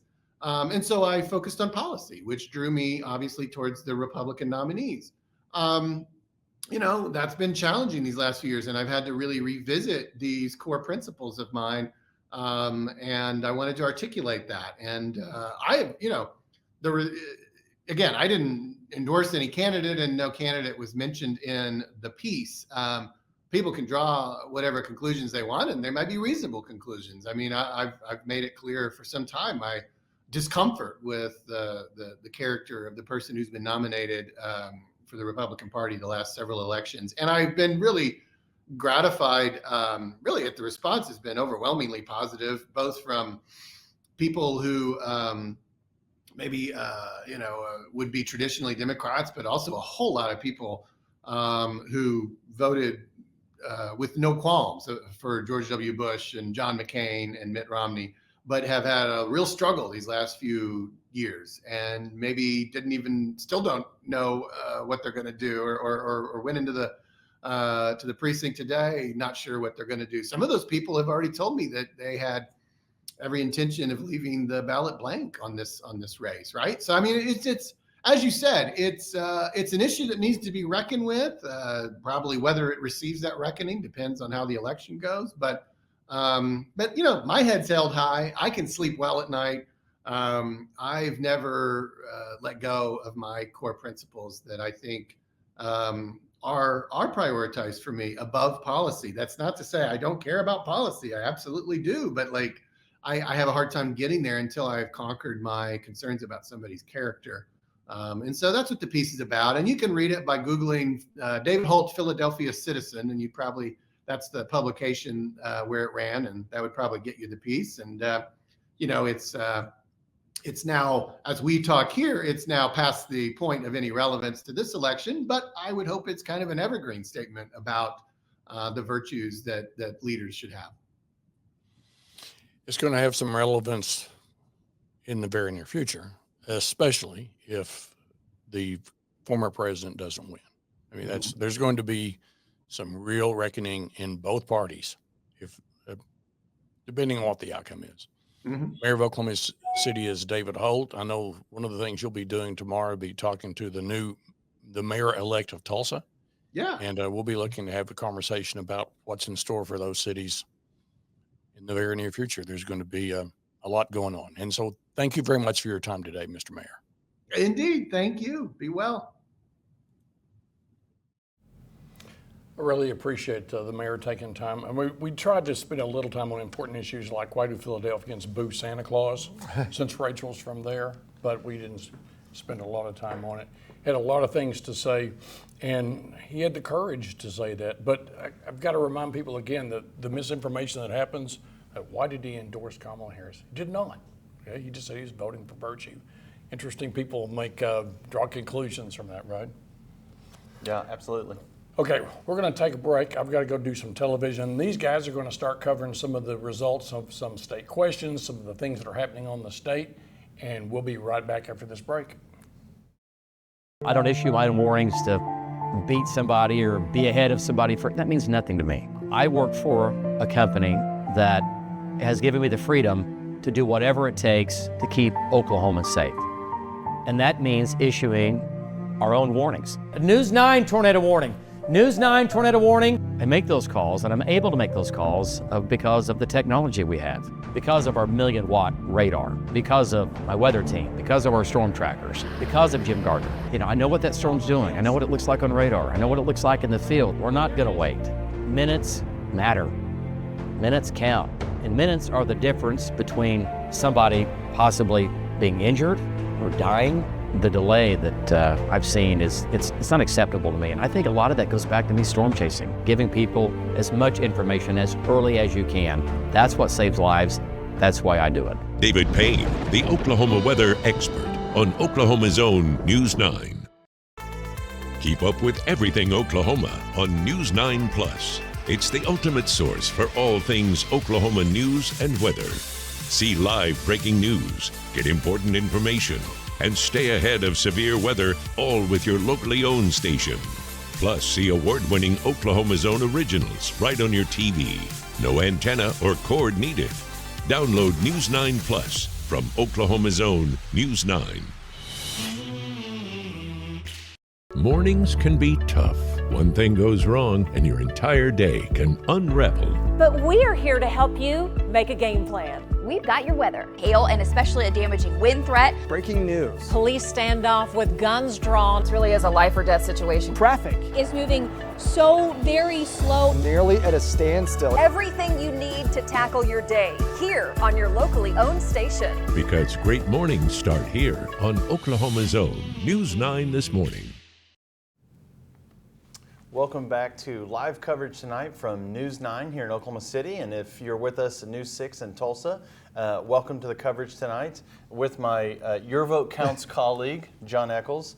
This is new for us. We've been talking about doing something like this for a while, but it's kind of fun to sit here and talk politics together. We do this in each other's living room or out at restaurants or any other place. We might as well do it in suits on election night and talk about results. I'm happy we get to talk to people at home with what we would be doing anyway. I mean, this is, you get used to this. You like talking about politics. You enjoy your time. So let's talk a little local races. Yeah, there's a lot of them going on. I mean, state questions that are up. So you can see on your screen now. Are you shocked at all by the state question 834 already being called? I am not. So staying on the state questions for a minute, this is exactly how I thought these were going to turn out. All right, so now we get to do the controversial stuff, right? Yeah. Man, there were some local members on the Democrat side that really came out against State Question 834, which was a strategic mistake. That was an easy one. That just said citizens only can vote. I understand the arguments, but man, that's a tough one to be on the other side. That one, now the one that was interesting to me, which did end the way I thought it would, State Question 833. Now, State Question 833, that created an additional taxation district. The idea behind it is we all know we have a housing crisis. We all want to find a way to fix it. But it frankly just didn't have the safeguards in there, and the citizens rejected it. Yeah, I think Speaker Hilbert talked about that best when he said, it was just really hard to explain how to get to a yes. And when you can't explain it, especially when you're just reading a paragraph and you're voting, and it's one of the last things that you vote on your ballot, if you can't understand it, you're kind of just, okay, well, no, and go into that. And on the other one, now we talked about this on Sunday morning TV. I think I made the joke of making elections great again on State Question 834. That was a no-brainer. It was going to pass. It's already illegal for someone to vote if they're not a citizen, but you're just codifying it into the state's constitution. Certainly understand why Republicans put that on the ballot. And I think everyone knew that was going to pass resoundingly. That was pretty easy. What people don't see is when you get off the air, when I immediately said, man, that was a good line. Like when you used it, that was pretty solid. Game has to recognize game. That was well done. That one that was part of a national effort. So the background behind that, I was floor leader when that went on the ballot, when we heard that the last day. There was a national effort. Admittedly, that's more of a problem in other states that aren't Oklahoma, but I think we're one of 12 states that was on the ballot. I think it was always going to pass. The part that I think is interesting, this is the first time a legislative state question has passed in a while. Yeah. There has been a significant history of legislative state questions going down. Yeah. It's about 50-50 on citizen initiative petitions. And then you even saw it with 833. I mean, I think 833 is going to go down resoundingly. Yeah. I mean, I think, and frankly, I voted no on 833. When I was at the ballot, I voted yes to put it to a vote of the people, but I almost always vote to send something to the vote of the people. I think it was, the question will be, will the legislature, the background there, they've been hesitant to send, they've been a little gun shy to send things to the vote of the people because there was a feeling no matter what was sent, if it came from the legislature, there's a good chance it was going to go down. The old adage, hate Congress, love your congressman. Yeah. So maybe that kicked some of that off. I also think there is a little bit, I talk about getting a big head in 23rd and Washington, or 23rd and Lincoln all the time. Yeah. The idea in the legislature, we know best. Truth is we don't.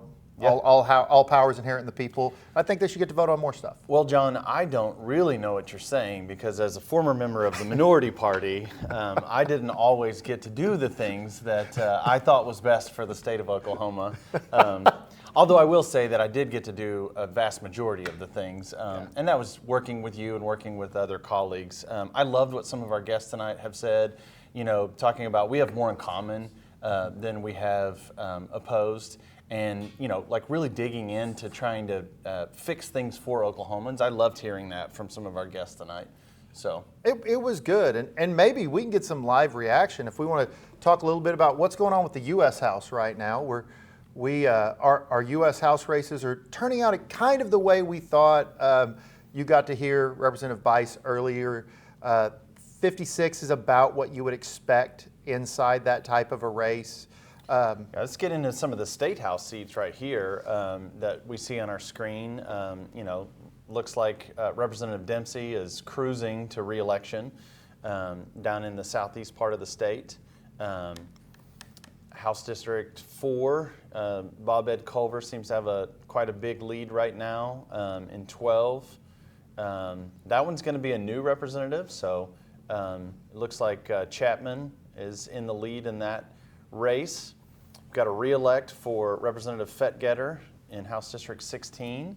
Sure. The one that's interesting there, that Jonathan Wilk race in House District 20, I expected, frankly, to be a little bit closer than it was, but you're going to have a big win there. And then you have, at least it seems to be that way, Del Curbs, a great member. You're not seeing a lot of changes right now in these House races.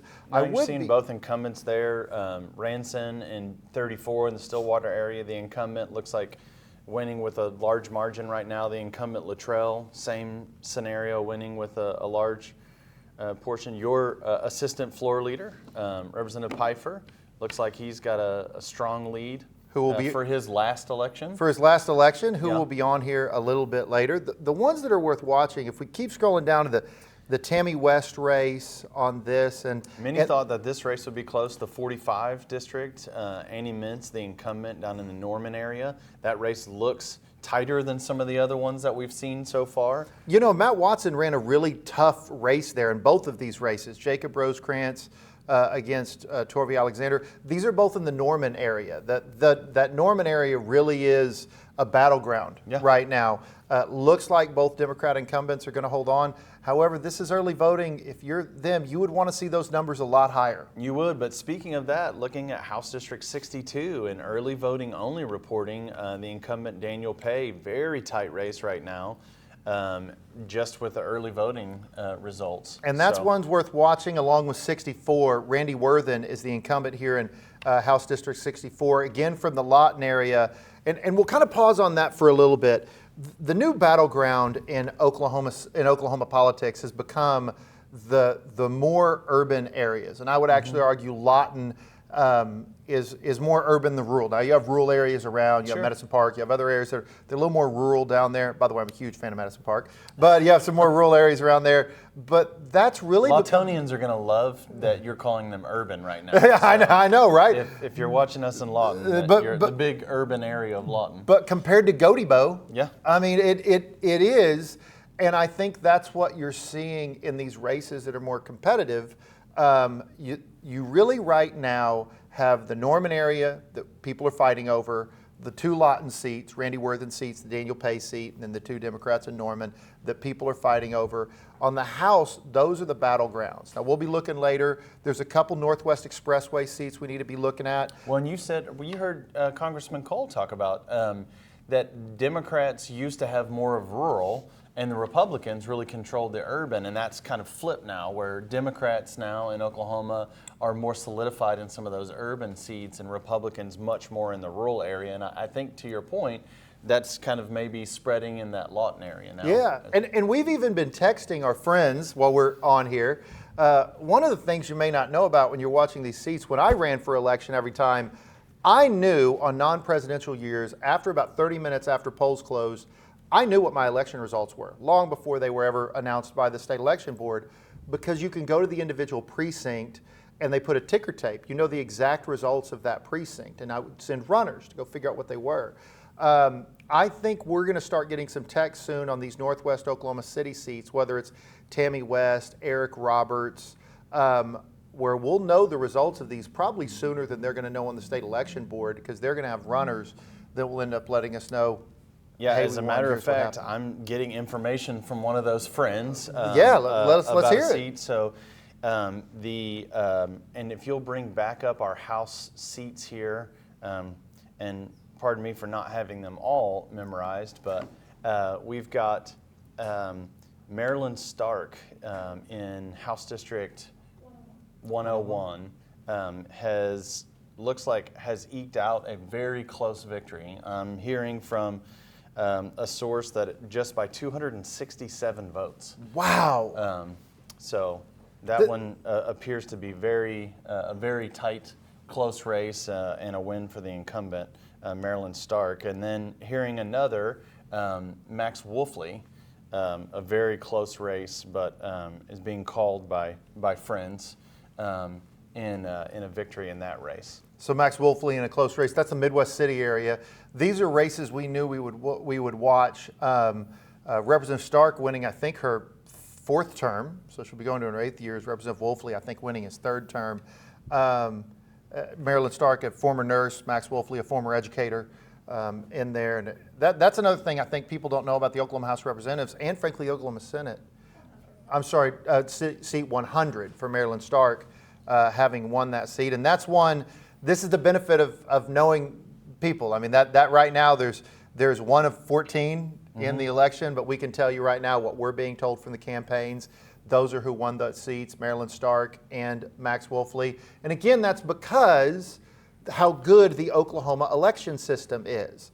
Because they have that ticker tape, every single precinct, they know exactly who would be there. And as a matter of fact, you probably did this too. I would send runners on election day and I would be sitting with my computer in a spreadsheet, putting them in so I would know how did those elections end. And I can tell you just from experience, having won a very close race and having lost a very close race, I mean, it's a exciting night for candidates, but these candidates have poured in hundreds and thousands of hours of work in order to, go talk to the folks in their community and tell them what their story is. And to come up, that short is tough. Well, and two big ones worth watching, though. There are two major races in Oklahoma and Oklahoma County and Tulsa we haven't talked enough about. One is Sheriff Tommy Johnson. If you have Marilyn Stark, Max Wolfley winning, that's a good thing for Tommy Johnson. We're going to be looking, because that's not going to be called for a while. These races are going to take a while. But that is a good thing. You see right there, 51-48. But if we know these close seats were pulled out by the Republican, that's a good for him. You also have, just as an important a race, the mayor's race in Tulsa, which Monroe Nichols served with Monroe in the House. Former House member. Yeah. Former House member running against Karen Keith, a very popular county commissioner in the Tulsa area. Monroe was up in early voting. That is something we're going to be watching all night long. These are two critical seats that really occur. What happens in these seats matter in these local races because they readjust turnout for these bigger races. Well, and we heard earlier that the early numbers in Oklahoma County were Harris at 53 and former President Trump at 47. And, how is that number going to go? It'll be interesting for us to talk through the night. I mean, you're talking about a Representative Wolfley seat and a Representative Stark seat in already Republican areas, but also in Oklahoma County. And so if Harris ends up with a higher number, it's going to be interesting to see what that kind of voter thinking was to go in and top of the ticket maybe check one box and below check another. So and some of those will be interesting is some of these races where we're going to have a really good Democrat incumbent. Forrest Bennett's going to be on next when he comes in. Didn't have an opponent this time because he's doing a good job. But does that adjust what happens in the voter demographic? Are some of those voters not out there? It's worth thinking about. Yeah, I mean, I think some might say that his better half is actually the better politician, being on the Oklahoma City School Board, and quite the rock star in that as well. But dynamic couple for sure. Only people that are correct would say that. That's how that is, because that is the truth. And as a matter of fact, we have them live here in studio, and Haley is going to come back and join us. So if you will stick with us, we're going to take a quick break, and when we come back, we'll have Haley and Representative Forrest Bennett here to join us. On a big storm night, we call those priority one. All hands on deck. This is a tornado. We start planning 24, 48 hours in advance. Debris hitting us. Travis is going to be leading. You need to be taking cover. Alan Crone looking at individual storms. Stay away from the western walls and windows. Stacy's going to be driving the radar. Centermost part of your home, lowest level. Aaron Reeves runs our storm trackers. Stephen Darren's, he's kind of looking at the bigger picture. And Megan Gold pushing out a lot of social media. And then you take our storm trackers, led by Vaughn Castor. Definitely don't get out. Power lines down right in front of me. We got debris all over the interstate. 100-mile-an-hour wind. It's a whole team that's constantly in sync. I've got the right people surrounding me. The best technology and the best team working to keep you safe. They're all coming together to give us the best information possible because we think information is the key. The locally owned station invests more in you. We got to get to a safe place right now. Travis Meyer, Station Knight, and Alan Crone, the Oklahoma weather experts. Only on Oklahoma's own News on 6. Keep up with everything Oklahoma on News on 6 Plus. It's the ultimate source for all things Oklahoma news and weather. See live breaking news, get important information, and stay ahead of severe weather, all with your locally owned station. Plus, see award-winning Oklahoma's own originals right on your TV.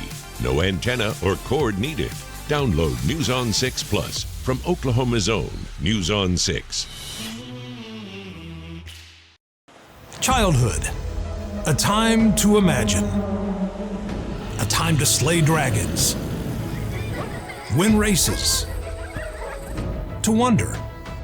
I'm Craig Day.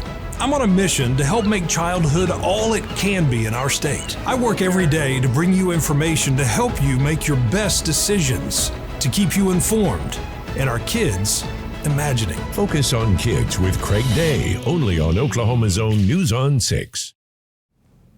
And welcome back. Thanks so much for being here with us tonight. I'm Haley Weger, the Capitol reporter here at News 9. We are now joined by State Representative Forrest Bennett. Hello. Thanks so much for being here with us tonight. Happy to be here. So we have quite a few state seats that, your colleagues are working to keep this year. Kind of, how are you feeling going into tonight? How are you feeling, all around? It's tough, as my colleagues here know, because we know how hard these folks work. And I know you all were talking about the Shante Gilmore, Maryland Stark race. That was a tough loss, but I, as an eternal optimist, sort of that Irish optimism that I've got, yes, it's sad, but it shows that that district and Oklahoma County generally are moving towards my party. And I think, as we spoke about a little bit earlier, a lot of this has to do with all due respect to Leader Echols, that folks are frustrated by the lack of focus on issues that they see as being the everyday issues for them. And I mean, if you think about how I think one of the bigger narratives of this election cycle at the state level was the justices, I think that frankly is a distraction from sort of the everyday bread and butter sort of kitchen table issues that folks care about. And so regardless of the results tonight, and I think that my colleagues who are fighting to retain their seats are going to be successful, I think that we're seeing a move towards Democrats, not just because we have great ideas, but also because there's a frustration about the state of government in a larger way. Just talking about the Supreme Court justices, there was ads on both sides. There was a lot of attention put on that when that's not really been that big of an issue in the past. How do you think it's going to fare tonight? It's neck and neck right now. Mm-hmm. Well, I just think it's a sad reality that it's been politicized in this way, and I think it leads us down a dangerous path when we start politicizing that branch of government that's supposed to sort of be held apart and sort of above the political fray. But it obviously speaks to what folks are thinking about, and I think that everyone is feeling a sense of sort of being in their political corner right now. And when you have well-heeled, moneyed organizations going out and trying to paint these justices as being partisan in some way, when in reality they're not, and they've just been doing their job as legal scholars, this is the result. And as I said earlier, I hope that this is a one-off situation and that we can get back to less of a silly season next time around. But I know it's an early night, and there's going to be plenty more silliness before we're all done.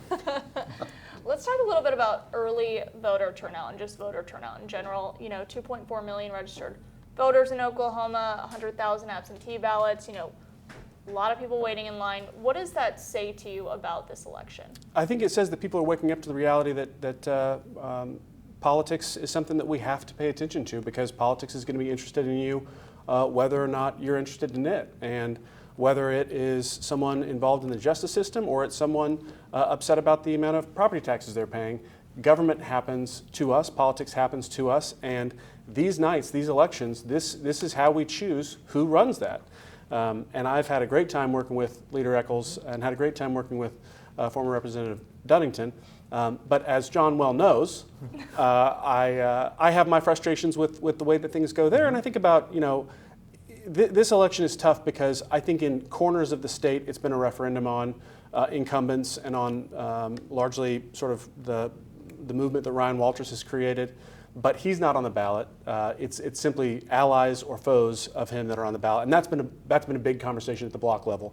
Conversations about Bibles in schools, conversations about whether our State Department of Education is working for teachers or working against them, and I think that regardless of the sort of top line results that you're going to see tonight, closer races like the one that we saw with Maryland and Shante are an example of the fact that people are putting partisanship aside and choosing the candidate that they think will best represent their interests. And I've heard from a number of rank and file voters in Oklahoma who've changed their registration from Democrat or Independent to Republicans so that they can participate in some of these things. And so I know that there's a lopsided sort of registration in Oklahoma, which Leader Echols loves to think about, but I think that a lot of those folks are interested in participating in primaries where they can make a difference.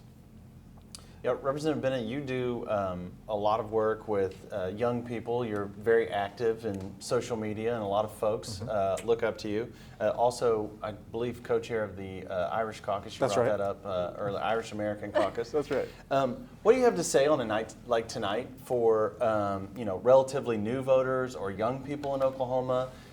You've just talked to us very passionately about issues that you're hearing about, that your colleagues that have been out knocking doors are hearing about. What's your message for younger voters tonight that are thinking about building a life here in Oklahoma and making sure that those voices are heard as well?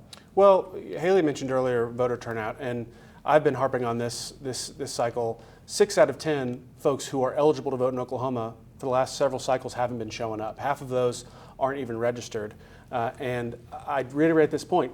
This is the process by which we get those things done. I think that a lot of folks, especially younger folks, are tired of the partisan games. They're tired of a lot of the sort of the political circus of it all. The reality is, though, that this is the mechanism by which we put the folks in charge of the levers of government. And regardless of whether your party or your candidates win tonight, this is the way to build the government that you want, one that reflects who you are. And I think that Oklahoma is not necessarily a mirror reflection of what happens at the end of a night of politics where the choice is binary. Because the reality is there are 4 people at this table, and none of us believe the same. You and I have had arguments, Jason. You and I have certainly had arguments. We've had a couple. I've seen those just a few times. And I have not argued with Haley at all because I prefer a good camera angle. But I think that whether it's the issue of reproductive rights or it's the issue, sort of those kitchen table issues of affordability of the things that matter to us, our groceries, our medications, these are things that we can affect at the state level. And of course, we have congressional folks on the ballot, and that matters as well. But state government, and you mentioned my lovely wife, Meg, works with the school board. She's on the school board, has been for several years now. What's amazing to me is that the voter turnout for races like that are perhaps the lowest of any, and they have more impact on your day-to-day life. I mean, they can make a decision today that affects you starting next week if you're a parent or a student or a support staff or a teacher. And so my hope is that on election nights like this, folks are reminded that this is the mechanism, like it or not, by which we make government work. And I, for one, want to see more people who are interested in making government work, or at the very least, interested in learning how government works. Yeah. One of the things I've always respected about you, Representative Bennett, you joke about it, but it's true. We've had knockdown dragouts. I mean, we have argued on the House floor vehemently. You're a good debater. I debated a lot. That's what I was called on to do a lot. And we have disagreements. But the part people don't see is when I'm doing an interview walking down Oklahoma City. This just happened last week. And we get to stop and talk because there's a right way and a wrong way to do it. One of the things I respect about you is how intense you are. And I think I'm the same way. And we can yell it out sometimes at an elevated volume on that. And we can also go break bread together and do that. So with that in regards, I'm going to ask you a hard question. Sounds good. So I get where you are because you would expect nothing less with our friendship. I got to agree with you. We talked about it before you were on Oklahoma City, Lawton. I would argue in there too, Tulsa. Some of those demographics are changing. But how the Democrat Party is not making inroads in rural Oklahoma. And if anything, it's going the other direction. You have rural roots. We've talked about that. Mm-hmm. I know that about you. See, we do get along sometimes. Yeah. I know your Bartlesville connection. Is the plan, and this truly is a question, is the plan to abandon rural Oklahoma and focus on the metros, or clearly there's some focus on the metros? How do they though stop the bleeding on the rural parts of the state? I mean, I know it's an election night and it's about politics tonight, but I'd refocus that on the policies that affect rural Oklahoma. And in my view, where I've been sitting, Democrats have fought for policies that'll improve rural Oklahoma, keeping hospitals open, funding those schools, and we've been we've been challenged in those ways. And the harsh reality is that local journalism has a hard time surviving in those rural communities, but cable news gets piped through all those living rooms all the time. So we're up against quite a challenge in winning over the narrative. And to your credit, John, you all do a pretty good job of vilifying us here and there, and I don't mean to disparage. It's hard because I find myself sort of stuck between this wanting to get out, across Oklahoma and say the same things to the voters that I've said to your face, and wanting folks to understand that politics can be something warmer than what they see in 90-second sound bites on the local news. And Haley knows this. She has to figure out how the mechanisms of government work when she's doing her reporting, but she has like a minute and a half or 2 minutes to put those packages together, and the nuances and sort of the context of things don't always shake out in that. And so we need more resources to be able to get out and talk to rural Oklahomans and suburban Oklahomans and exurban Oklahomans and any Oklahoma, wherever they are, to explain what's going on and separate ourselves a little bit. And I proudly voted for Kamala Harris and Tim Walz. I think they're great. I think specifically Tim Walz represents the kind of Democrat that you see all the time in places like Oklahoma and the middle of the country. Folks who own guns and care about their agricultural friends and things like that, but also want to see every Oklahoman get a fair shake. We have those folks here. It's just about getting that message out to people. And I mean, I'd return to this judicial question. I mean, I know that doesn't really seem like it makes sense, but I'm doing the weave like former President Trump does. The reality is, when you are up against that much money, it is really hard to get truthful messages out. And I mean, the lie gets halfway across the world before the truth has a chance to put its pants on every morning, right? So it's a challenge, but one that obviously myself and the 19 colleagues that I have in the House and our friends in the Democratic caucus in the Senate are proud to do. Well, and you were part of the group, so there was about a 20-year period where the Democrat caucus in the House lost seats, lost seats, lost seats, lost seats. You were part of the leadership team. It was only one seat, but I don't know that got enough play. I mean, last election cycle, the Democrat caucus not just won one seat. Well, it doesn't seem like a big deal. It definitely turned that. I mean, it stopped. That was a change. Again, do I agree with that? No, but that's not the point. I could still recognize it was a job well done. Where do you see the inroads? I mean, I would think for the Democrat caucus, the next step would just to be to get rid of the supermajority, which I'm not going to argue with you on the show because I think you're the guest and I think you're doing an awesome job. I'm for it. I do appreciate it. So on that question though, where do you see the ability to gather enough seats that there is more of a voice inside the State House? Well, we have two options, and truthfully, we can change the dynamics of the legislature starting in January. We have new leadership coming in. Mm-hmm. In the 8 years that I've been in the legislature, you and I have personally had good conversations about compromises that we could reach. I was a part, and I don't talk about this a whole lot, but when Mark McBride retired, he gave a speech in which he discussed the compromise that we came to during the teacher walkout that I was a part of. I'm about building consensus.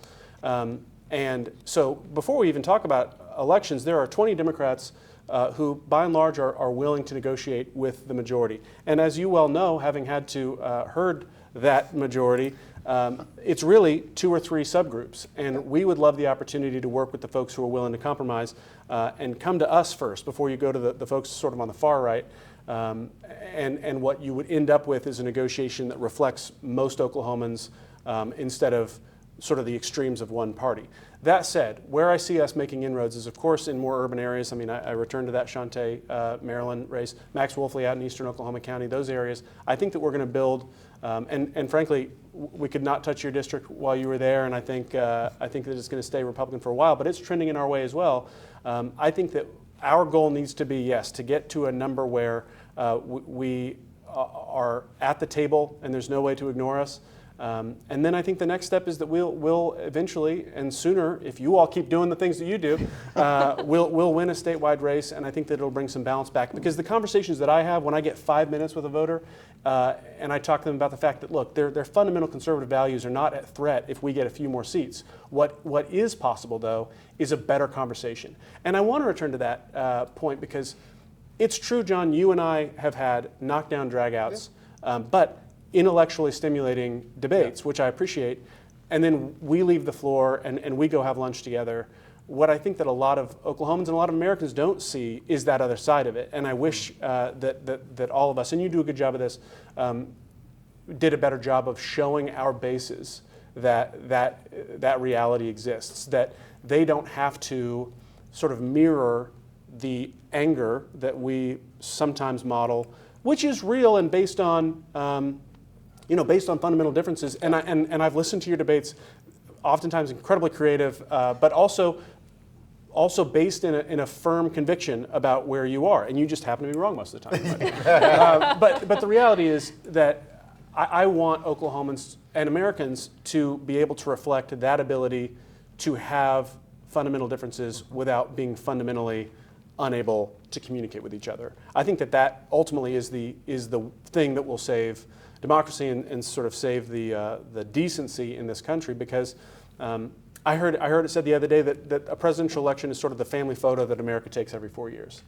And I think the last few years, that family photo has been people standing on opposite sides of the frame. And the reality is that we need to get people closer together. And I'm proud of my party's presidential nominee for making an effort to reach out to Republican voters who are fed up with not necessarily politics, but just sort of the competency that is displayed by, or lack thereof, that is displayed at the congressional level. And I do know that we've seen that trickle down a little bit to state legislatures, not just ours. And frankly, I think that ours hasn't gotten as bad as others have, but it will continue to sort of digress if we don't do a better job. And it's convenient because you're on your way out now, but if we don't do a better job of modeling a balance there, that the answer is not that we all moderate, because we are who we are and we think the way that we think.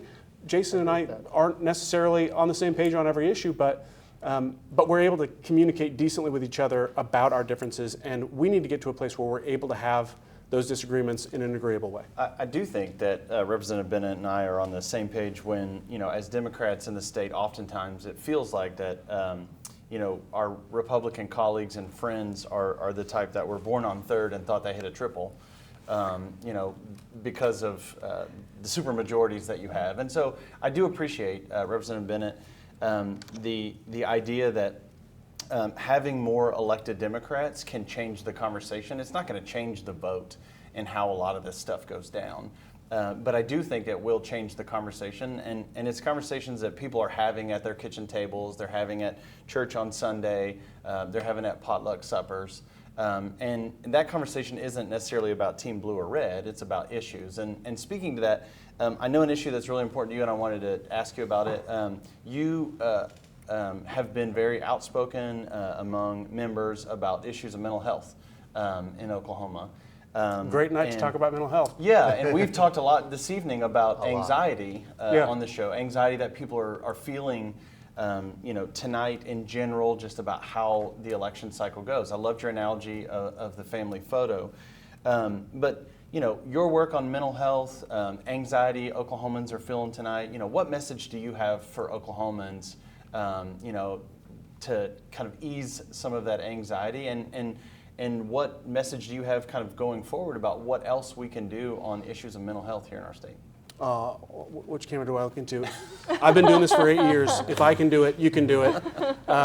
No, I remember 2016. I'd worked for a long time. Had wanted to be a part of the legislature for a long time when I ran, and that was an awesome night for me until I reached the end of the room where my watch party was happening, and I glanced at the TV and saw that President Trump was about to be president. And for my household, that wasn't great, and there was a lot of sadness there. But we picked up the next day, and we, in fact, my wife and I are planning to go on a hike. The Republicans have told me to take a hike enough that we're going to actually do it. But I mean, truly, this is pretty granular stuff. But take care of yourself and get out and get some fresh air and get some sunlight. And remember that politics is simply the mechanism by which we assemble a government to take care of ourselves. But the best way that we take care of each other is by taking care of ourselves, taking care of our neighbors. And Oklahoma is famous for having the Oklahoma Standard, and there's no partisan affiliation to that. But obviously, at the legislative level, we should continue to do stuff to destigmatize that, and I credit both of you for being out front on that, especially you, Leader Echols. It hasn't always been popular to talk about that, but you do, and I think, again, for those of us who are going to be disappointed by some of the election results tonight, I ask folks to think about the way that the maps are moving in a longer sense. I mean, we are seeing the trends move. We are seeing folks. I think Oklahoma County is heading in a bluer direction, and it's just going to take time. But I have friends who have left, gone to places that they thought they would feel safer and better, or whatever it was, and many of them have come back because they want to be a part of the change that's happening in Oklahoma. And I mean, I see it all the time at the Oklahoma City level. Our city council has moved sort of in a more diverse direction. We're seeing the benefits of that, and in fact, in the 8 years that I've been in the legislature, my Republican colleagues love to talk about what Oklahoma City has done to invest in itself. And when they say invest in themselves, they really mean we have taxed ourselves, we've chosen to tax ourselves to build better things. And I think part of that has been, not that this was your question, but that the leaders of Oklahoma City have done a good job of saying this is what you're going to be buying.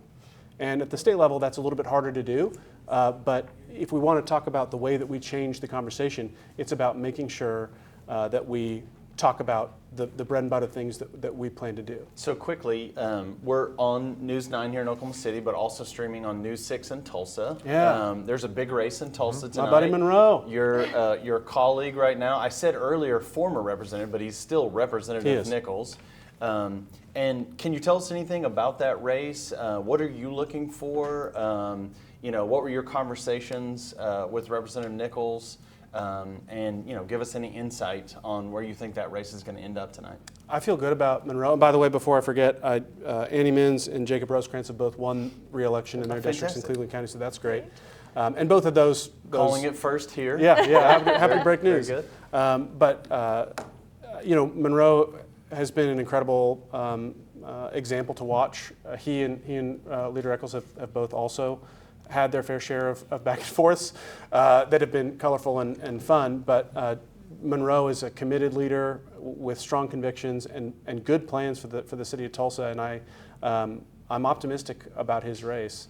And I think it speaks again to the idea that Tulsa, both of the candidates they sent to the runoff were Democrats, and so in Oklahoma City, sort of biggest places, Democrats are finding opportunities to have better conversations. And frankly, the runoff period for Karen and Monroe became more of a surgical conversation about policy as opposed to sort of this red versus blue, even though it's a nonpartisan race.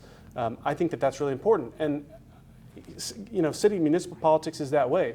You kind of get rid of the labels and you talk about the things that matter. And I know that we're having conversations, about moving forward and going to a first past the poll sort of a nonpartisan race, and I think that's important. And I think whether or not we are able to, I lost my train of thought because we just got some new news. Yes. So we just heard, and we'd love to get your reaction. So we now have both state questions called. State question 833 fails. Probably you're looking at 61% no. And then state question 834 was called earlier. That has creeped up with an 81.4% yes. So one of the things I understand where you come. I want your response for both of this. Before you got on, I said, I'll say it to you, there were some members of your caucus that took a very curious position, very, very vocally anti-834 with some weird reasoning.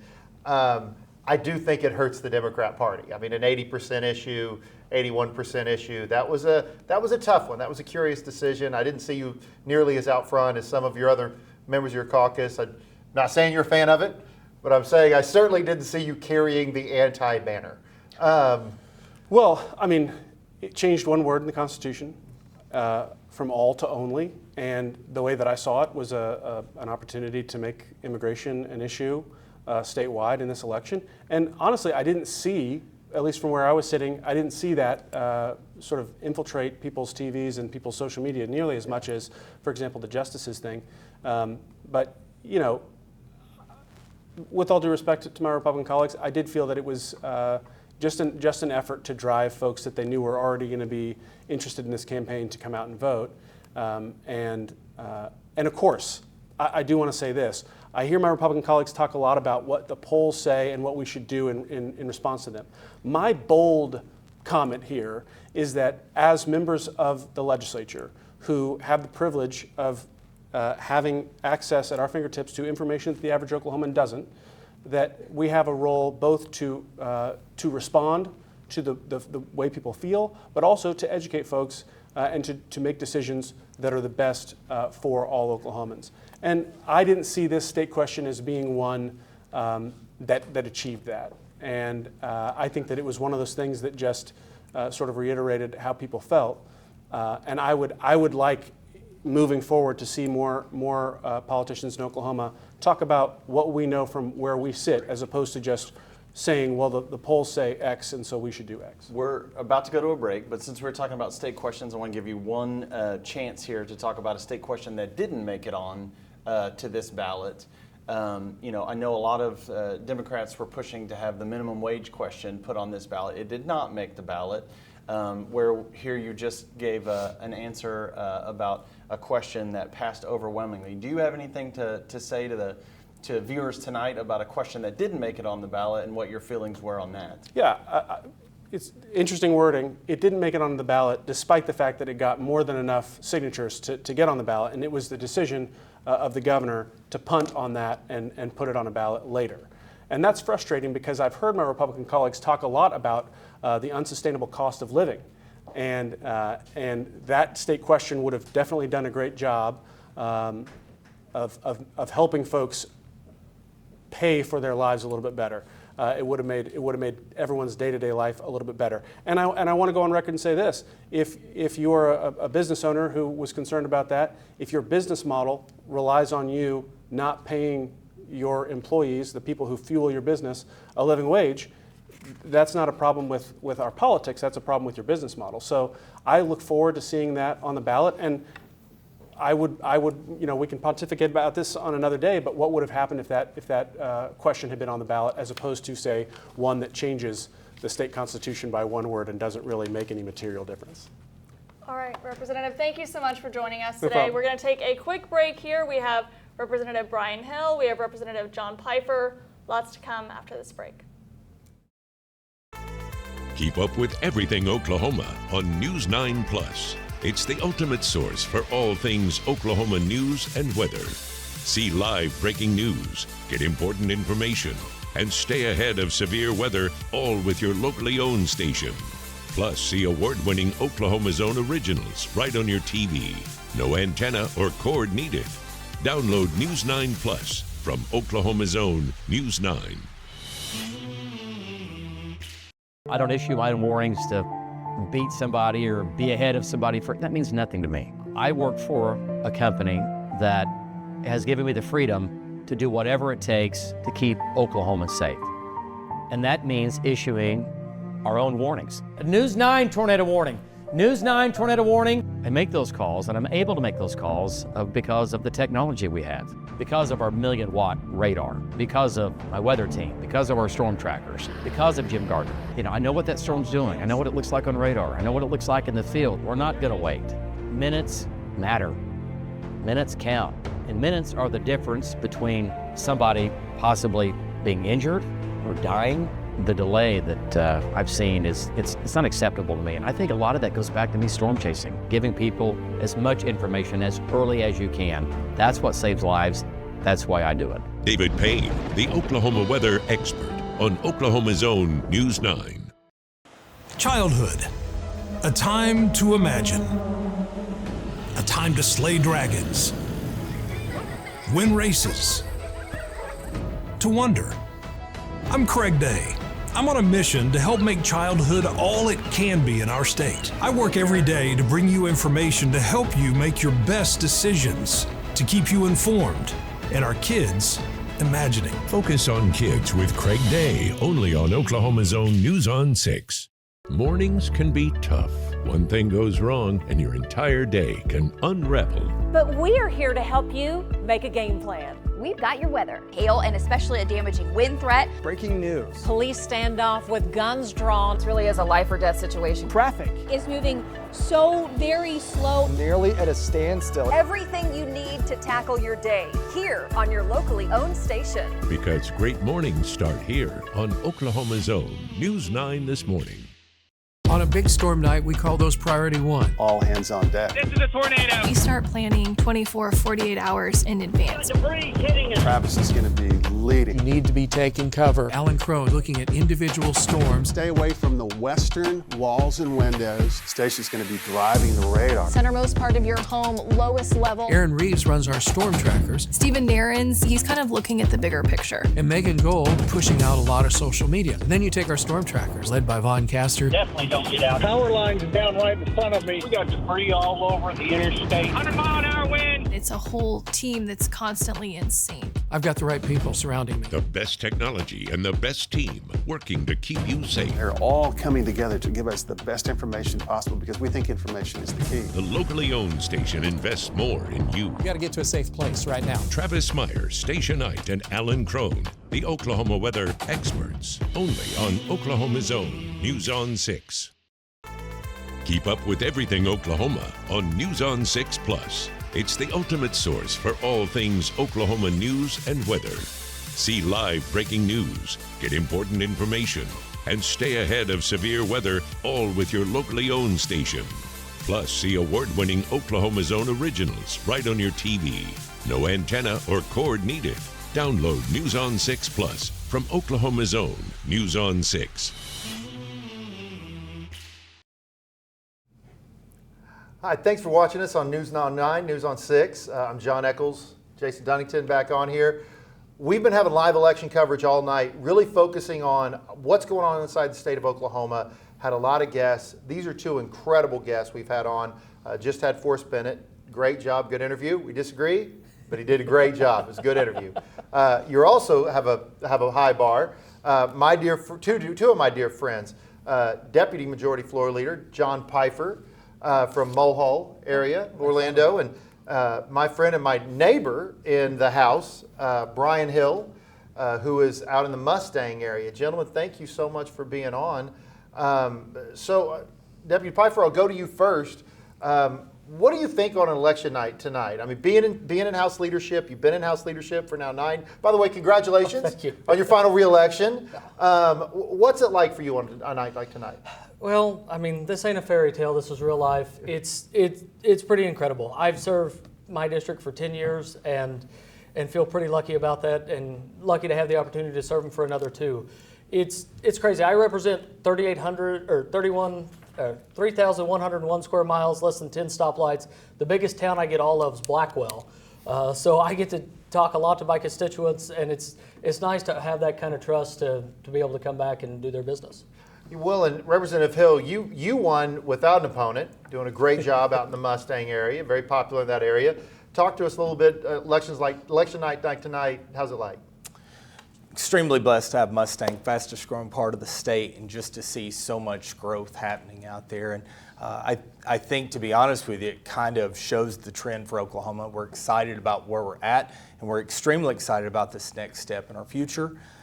I'm excited about economic development, how we invest in ourselves to make sure your kids, my kids, have better opportunity than what we had growing up. And I think most Oklahomans connect to that. So I'm really excited about that, John. Yeah, you guys have both had, a good tenure. Representative Pfeiffer, you and I came into legislature together. Your hair was a lot different back then. That's right. Yeah, it was a little curlier back then. But your hair's a little more gray this time around. A lot more gray. Legislature does that to you. That may be because you have a young kiddo at home too, so that'll definitely gray you out a little bit. Yeah. But yeah, you guys have had a lot of tenure. What are some things that you're looking forward? Some of the things we've been asking on the show tonight is, the election everybody's been building up to today. But, you know, the votes are cast now. Like, we're counting ballots. Now we're moving to what's next. You both are going to be part of that team that's next in leadership. My colleague John here is not going to be part of that team, so we don't ask him his opinion on that anymore. That's right. We didn't ask him his opinion. What are some of the so much things? truth to that. I didn't know we were going to get that real on the show. Go on. What are some of the things you're looking forward to next? What are some of the conversations that you're having about big ideas that you want to push for Oklahomans? Yeah. I'm looking forward to everybody going back and delivering on the campaign promises we made on the campaign trail. And it's so much of the time there's more of a gap between what people say on the campaign trail or what they actually do. Here, we start session in February. Bill filing starts the first part of December, so it's fresh in our minds. And I'm looking forward to taking the Republican majority and delivering on those things that we promised. Like Brian mentioned, continued economic development, continued investment in infrastructure in our state, tax cut, if God willing, and from your lips to God's ears, and those things that that the people care about. It's really, especially at the state level, a great system because we are able to come off the doorstep, meeting face to face with our constituents, and pretty much take a break for Thanksgiving and go straight into session. Yeah. Representative Hill? Absolutely. I think for all of us, we realize the economy right now, even as a nation, but especially as a state, it's such a major issue for all of us, for our families. It costs more, 30% more to go to the grocery store right now. So there has to be a way that we are able to move forward as a state to make it a better environment for our families to thrive, for our kids to be able to have more opportunities for the next generation than what ours did, for your 2 kids and John's 3 kids and for your 1 kid, and for Eleanor and for Josiah, for my children to have more opportunity in Oklahoma. Our story has been that we raise them here, we educate them here, and then they move to Texas to find an opportunity. I'm excited that in Oklahoma we're changing that message. I'm excited that 2023 was the first time we had more people move to our great state than vice versa. That's a huge trend for us, and I think as we continue to invest in ourselves to fulfill those campaign promises, I think we're going to see more excitement happen among our young generation. Yeah, we had earlier on Speaker-elect Hilbert came on and had a conversation with us. There's going to be some change in leadership. John and I have been talking about this on Your Vote Counts on Sunday mornings, just how the legislature in general has not had this kind of change in leadership in a very long time, where you're going to have a new speaker and a new pro tem. What's that look like for you guys in the House as far as having new leadership, a new speaker-elect?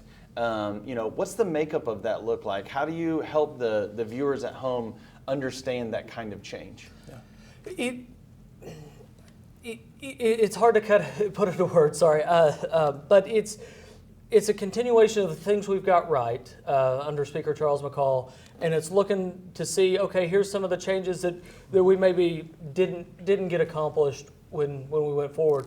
We're also looking at a speaker for the first time ever who's under 30. And as somebody who I've got a 3-year-old at home, Speaker-elect Hilbert has young kids at home, some of those struggles impact you differently than when your kids are in high school or college. And so there's going to be some different focuses, I think. I think you're going to see a lot more focus on childcare and how do we provide more options and openness and opportunity for people to either open new child cares or get into child care, and then how does that plug back in and work with workforce and workforce development. And so some of those things that for whatever reason people don't always think about because that's not at the stage of life they're in currently when they're serving, I think under Speaker Hilbert we're going to look at, and it's kind of neat to have those opportunities to look at some of that stuff that that people our age are struggling with, because I mean Jack stayed on a waiting list for 18 months before we were able to get into a daycare. It's a huge issue. It's a huge workforce issue. You have people who want to get back into the workforce who can't because they don't have safe and reliable child care. And so it's going to be some of those issues that affect, some of those of us in our, I was about to say in our 20s, those people in their 20s and those of us in their, let's say mid-30s, that's better than late 30s, mid-30s that, haven't always necessarily gotten some of the attention that we need to at the State House. Some of us would still like to be in their late 30s. But, speaking of which, I don't know that I want to go back to my mid-30s as someone in my mid-40s, but what I do know is that those issues continue, that workforce gap is a real issue, and that was one of the early things that even on this show that was being discussed back in the COVID era. Workforce gap still affects us today. We still have more positions open on key critical occupations than we have workers to fill them, right? So if we're talking nursing, engineering, teaching, we have to resolve those issues, and part of the problem continues to be childcare. We can be, I believe Oklahoma will be, the first state in the nation to actually resolve this issue, to come up with real solutions, and I'm excited about continuing that conversation with my fellow partners in the House and in the Senate on how we come up with real solutions to move our workforce forward, and Oklahoma continue to lead. That's great. I was going to say we just got some news here that I think we can share. It looks like that Congresswoman Bice will be reelected in the Oklahoma City-County area. So just had Congresswoman Bice on the show earlier tonight. She seemed very confident about that race, and it looks like now that race has been called. So speaking of some races that have been called, would love to get you guys' opinion on, we had looked at earlier, something that's getting a lot of discussion tonight is the retention ballot for Supreme Court justices, and would love to get you guys' opinion on this. I think you can look at the screen like we can here. Representative Pfeiffer, let's start with you. Being a member that serves a district with only 10 stoplights, what does that vote for a retention of a Supreme Court justice like in a district like yours that maybe is different for someone like Representative Hill, who has one of the fastest growing counties in the United States, in Canadian County? My district is a very conservative district. They tend to vote very, very heavily Republican, and so some of the messaging about how these three justices were, appointed by Democratic governors, and how liberal they were, I think really resonated in my area. I did find it interesting. A commercial I watched the other day that talked about don't let special interest money buy this judicial election, and all I could think to myself was, well, didn't special interest money pay for this ad too? I mean, at the end of the day, you have special interest money on both sides, and that's fine. But what we're really seeing here in state history, since we went to the judicial retention ballot, we've never had a judge removed by that. We've never even had one less than 60%. No. Right. No. And that being said, we've also never seen anybody mount a actual campaign against a set of justices before.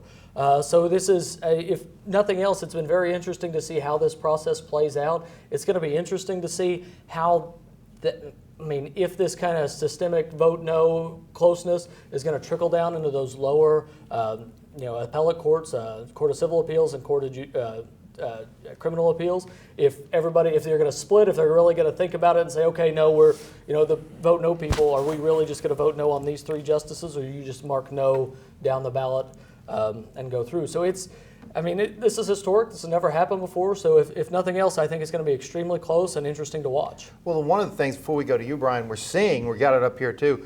It was on the Supreme Court justices. it did not work on the down ballot. The down ballot appeared to be.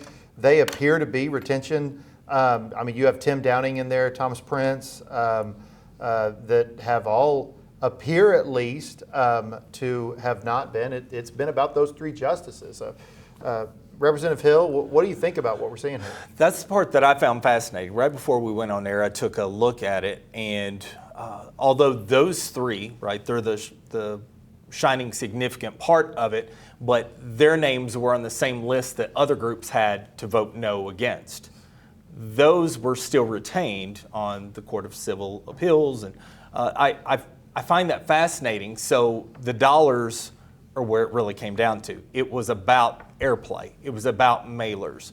And I think that's what we have to continue to be aware of. I was in one town hall where this was brought up, and my statement was, if you're for it or if you're against it, that's great, but know why you are, right? Be an informed voter at all points, because if it's just about the next mailer or the next ad on TV, then if I outspend you, I win. And our election should never be about the spend. It should be about the purpose, about the candidate, about the subject. And I think that's really important. And maybe in this subject it was, But I do find it fascinating that the down ballot didn't reflect that in the same rhetoric that I heard. I will say it appeared to me, if I'm looking at messaging, that the no vote had a clear message and they had an explanation why. The yes vote, vote to retain, tend to be more, it was out-of-state money. That one's always been weird. We don't know that. These are dark money packs. I mean, that's just flat out made up conjecture. Yeah. Because the amount of money, was some of it out of state? Probably. And I think there's a lesson that if you have elections, it's going to be political. Yes. There's going to be campaigns. And I think a lesson here is I think people are kind of learning how to run campaigns on judicial retention. If you're going to have elections, yeah, I mean, John, elections happen. So, I think that's maybe the viewers might be interested then in the next question on that is that a good thing for us to spend, this kind of dark money on Supreme Court, retention ballot?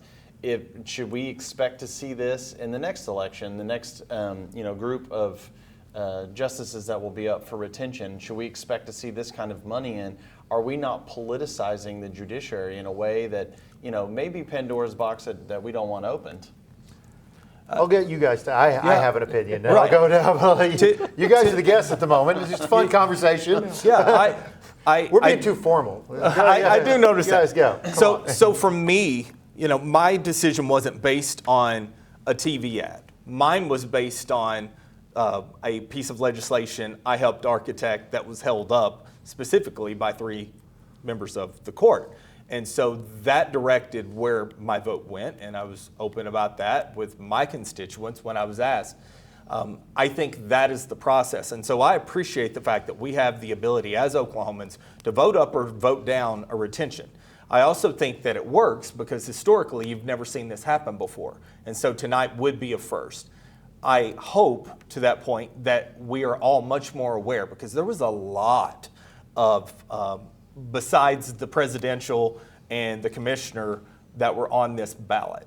And that part, I think, loses a lot of attention. And my point was, I was speaking to a young person, just turned 18, and if you just went in and marked Democrat or Republican, you only hit 2 of many items on there. And I think that's important for us as an educated electorate. Well, and I mean, Jason, you ask if this is going to politicize the judicial system.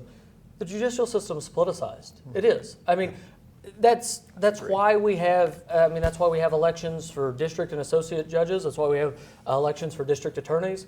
If they didn't want this to be politicized, or at least less politicized, they wouldn't have the retention ballot to begin with. They'd have lifetime appointments like we do with the U.S. Supreme Court, which, as we've seen the last several years, also doesn't take the politics out of the Supreme Court process. Unfortunately, with the law, it's open to interpretation. Living with a lawyer, not everything in your life needs to be open to interpretation like the law does. But and a very excellent lawyer, by the way. She's much smarter than I am. But it is. So I mean, the system's never been apolitical.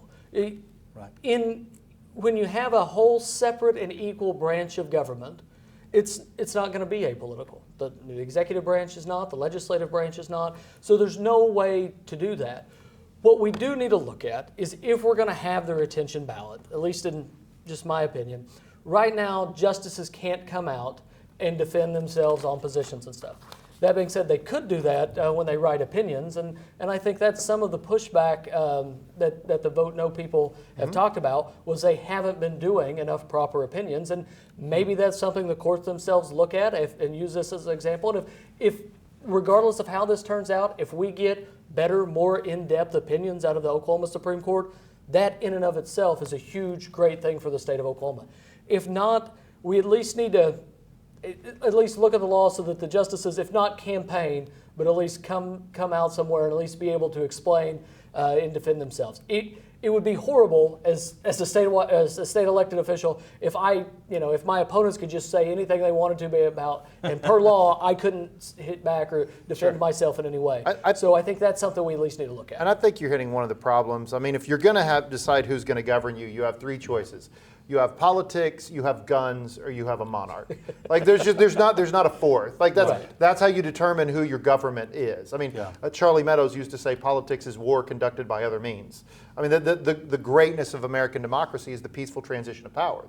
That's what matters. The part that I think the lesson, my opinion, the lesson should be too. There's been an awful lot of desire to change some of the way we select our judges, and that's been stonewalled. I think one of the ways to do that, and I'm not saying whether you get rid of the JNC, whether you make changes, whatever it is that you do inside of that, but I think this is the beginning of realizing there's no legitimate conversations happening at the legislature right now about it. So they're going to start going to the ballot box. I mean, now to your point though, I actually wish there were legitimate conversations going on in the legislature because I'm not sure going in dark money is the best way to do it. And I'm not saying you throw the baby out with bathwater, but here's the great news. The best news of tonight. That's you guys' problem.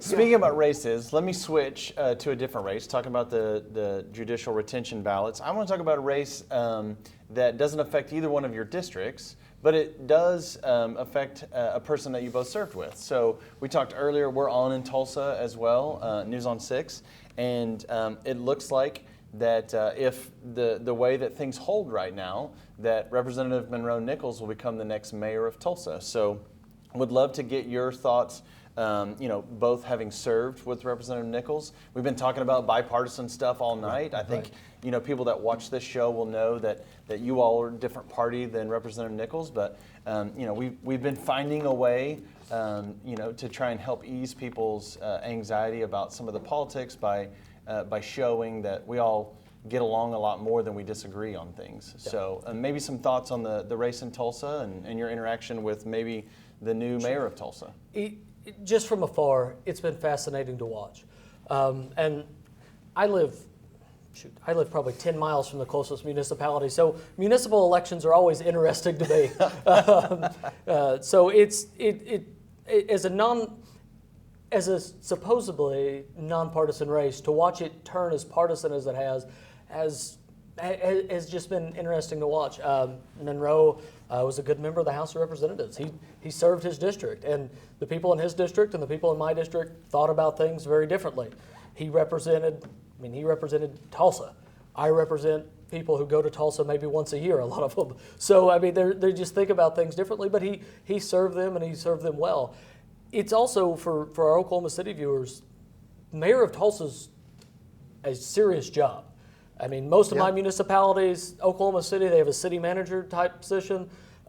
Mayor of Tulsa is the guy, and he's going to have to run that city. And I said earlier tonight, it would be fun. I mean, in the legislature, we've all daydreamed about, if I had executive power, I'd be able to do this. Now Monroe's actually going to have some executive power and be able to do these things. I mean, he is going to be the man. So it's going to be interesting to see. I wish him, if he ends up winning this race, I wish him the best of luck. And it will be interesting to see how it kind of all shakes out. It's been fascinating to watch. Yeah. So I'll talk more about Representative Monroe Nichols more as the man, serving with him for 6 years, and being of different party and in a very polarized national environment. What I do appreciate is our ability to have conversations, and I find that in the Oklahoma House that even though we might disagree on a policy, we find a way to actually have conversations. And what I appreciate as someone that, my district, House District 47, it's 70 square miles now, but roughly 58 miles of that is greater Oklahoma City. So I work with with Mayor Holt in order to get good done for House District 47. And I think that relationship is important. And so knowing that, I think it's going to be important for our representatives in the Tulsa area to be able to have a face that they already know, to be able to work with. And what though we may not always agree, I have found him to be very reasonable in his ability, extremely civil, and always willing to have a conversation to do what is right for Oklahomans, and I appreciate that. And we had Mayor Holt on earlier this evening, giving some of his comments. I think he'd probably say that he also has a real job as mayor. I wouldn't. No, I'm just teasing. and he would. No, own it. I don't know that you're wrong. But it's a different form of government. It's a totally different form. Yeah. Oklahoma City has a city manager that runs a lot of the city, right? And the mayor of Oklahoma City is all 700 square miles of it as well. Yeah. For now, I would it say being a real city with a real mayor. You won't find a better hype man for a city than Mayor Holt, as an Oklahoma City resident. You got to give him that. Yeah, absolutely. And the man's got game. And, well, and it's been interesting, too, the numbers we're seeing right now. Vice President Harris looks like she has a very good chance of winning Oklahoma County. Monroe won where it certainly looks like President Trump is still going to carry Tulsa County. We've been talking a lot on the show so far, and as a matter of fact, I just got a president by county update, and as of now, President Trump, or I should say Vice President Harris, is up in Oklahoma County. We talked a little bit about the rural-urban divide inside there, and the Democrats have talked openly about their plays in urban Oklahoma, and we have, frankly, I mean, I would argue Mustang is urban Oklahoma. It's at least suburban. I mean, I grew up a South Oklahoma City kid. When I grew up, I mean, if you're talking about, the 80s and 90s, when I grew up, you could make an argument Mustang was rural. I mean, I live in a home that was a grass pasture when I grew up as a kid. But, I mean, certainly in Mulhall, Orlando, you and I had a great time in your district, driving all the way through, and thank you for having me. And I've been spending a ton of time in rural Oklahoma. What do you see the future as it looks like? And I'll preface it with this. It certainly looks like the same party in the Oklahoma House is going to hang on to every seat. It's what it appears. I mean, that's what's going to happen. How does that divide play out in the Oklahoma legislature?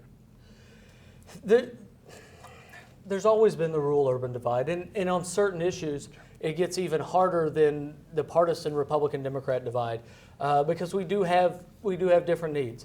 And this isn't my district, so I can talk about it. But like when Oklahoma City pulled water from Canton Lake here just a couple weeks ago. Thankfully, we've gotten rain. Thank goodness we've gotten rain. But it really upset the people of Canton. Now, granted, Oklahoma City paid for Canton Lake, but everybody's forgotten that. So we're going to continue to have those issues and divides. Water, infrastructure, schools, things like that. How do we divide this up?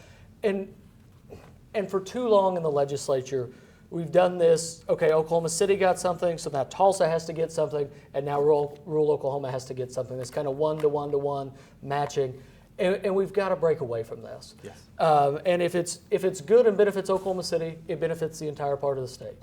Oklahoma City is where a vast majority of the constituents who live in my district come to, especially to see specialists and doctors and things like that. I mean, Oklahoma City is the city that we come to. When we talk about, we're going to go to the city, it's Oklahoma City. The same can be said for Tulsa in the eastern part of the city.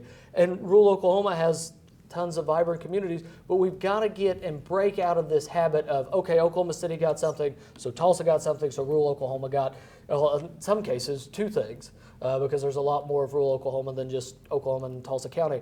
And so we've got to start looking at it less as a divide and more about what helps raise Oklahoma City up, helps raise us up. The Thunder basketball programs and stuff are a great example. Oklahomans all across the state support the Thunder, and it's easy to do right now. It's a lot easier to support them than our college football teams currently. I shouldn't have said that. Sorry. It's bringing me back to my good old days as an OSU fan where we were bad, and when we won, it was exciting, but we didn't expect to win, so there was no pressure. Yeah, we just have the excuse of being in the SEC. Only on election night would you bring us something more depressing. But having the Thunder here has not only benefited Oklahoma City, but it's given a fun things to do for everybody across the state of Oklahoma. I have lots of season ticket holders in my district who make the long drive in, and they come in and they eat. Sometimes they stay the night. I mean, so things like that don't just benefit Oklahoma City, they benefit the state as a whole. And we need to remember that at the legislature instead of being as territorial as we are, especially when it comes to appropriating dollars. Will you all help us pay for the new arena? Before we go to break, I'm going to give you a quick last word, Representative Hill, then we're going to take us to break. Absolutely. I think, much like my good friend was talking about, we have this idea of how we invest in ourselves. And I believe that's what's going to be part of our narrative moving forward. How do we invest in rural Oklahoma, though? Right now we have two major economic hubs, Oklahoma City and Tulsa. How do we instead end up having multiple hubs over the next decade? How do we make sure that a kid that's growing up in Altus and a kid that's growing up in Alva and a kid that's growing up in Hugo has as much opportunity to thrive as a kid that's growing up on Campus Corner or growing up in Jinx? That, I believe, is the future for Oklahoma. I agree. And speaking of the future of Oklahoma, I do have to give a shout out to Spencer Biggs, daughter of Roz Scott and Rosalind Biggs, who talk about the future of rural Oklahoma. Won her 7-way primary for student council on the platform of stinky bathrooms and more recess equipment. Nice. Spencer, we could all learn more from you that all politics is local. With that, we're going to take a quick break. We'll be back. Thank you. I don't issue my own warnings to beat somebody or be ahead of somebody. That means nothing to me. I work for a company that has given me the freedom to do whatever it takes to keep Oklahoma safe. And that means issuing our own warnings. News 9 tornado warning. News 9 tornado warning. I make those calls, and I'm able to make those calls because of the technology we have, because of our 1,000,000-watt radar, because of my weather team, because of our storm trackers, because of Jim Gardner. I know what that storm's doing. I know what it looks like on radar. I know what it looks like in the field. We're not going to wait. Minutes matter. Minutes count.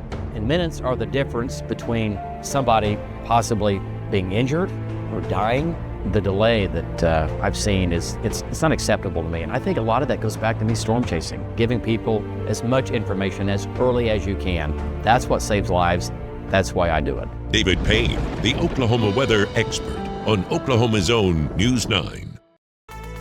Keep up with everything Oklahoma on News 9 Plus. It's the ultimate source for all things Oklahoma news and weather. See live breaking news, get important information, and stay ahead of severe weather, all with your locally owned station. Plus, see award-winning Oklahoma's own originals right on your TV. No antenna or cord needed. Download News 9 Plus from Oklahoma's own News 9. Mornings can be tough. One thing goes wrong and your entire day can unravel. But we are here to help you make a game plan. We've got your weather. Hail and especially a damaging wind threat. Breaking news. Police standoff with guns drawn. It really is a life or death situation. Traffic is moving so very slow. Nearly at a standstill. Everything you need to tackle your day here on your locally owned station. Because great mornings start here on Oklahoma's own News 9 This Morning. And welcome back. What y'all been talking about? Listen, I brought the big timber, as they say. The big man. Yeah. So, by the way, I want you to know, Speaker Charles McCall. So, my friend David Dank, who did you serve with David Dank? I did. We both did. Speaker McCall and I both did. Yeah. I served under him on the revenue and taxation. So he was David Dank's vice chair. Yep. Okay, so David used to call himself Big Timber. Right, and he goes, bring the big timber in. So since he was a longtime friend of mine, I could just bestow this on you, the big timber. Right? That'd be an honor. What have you been learning tonight? Well, it's been an interesting night. Nationally, Trump is trending very well. He's outperforming in several states over 4 years ago.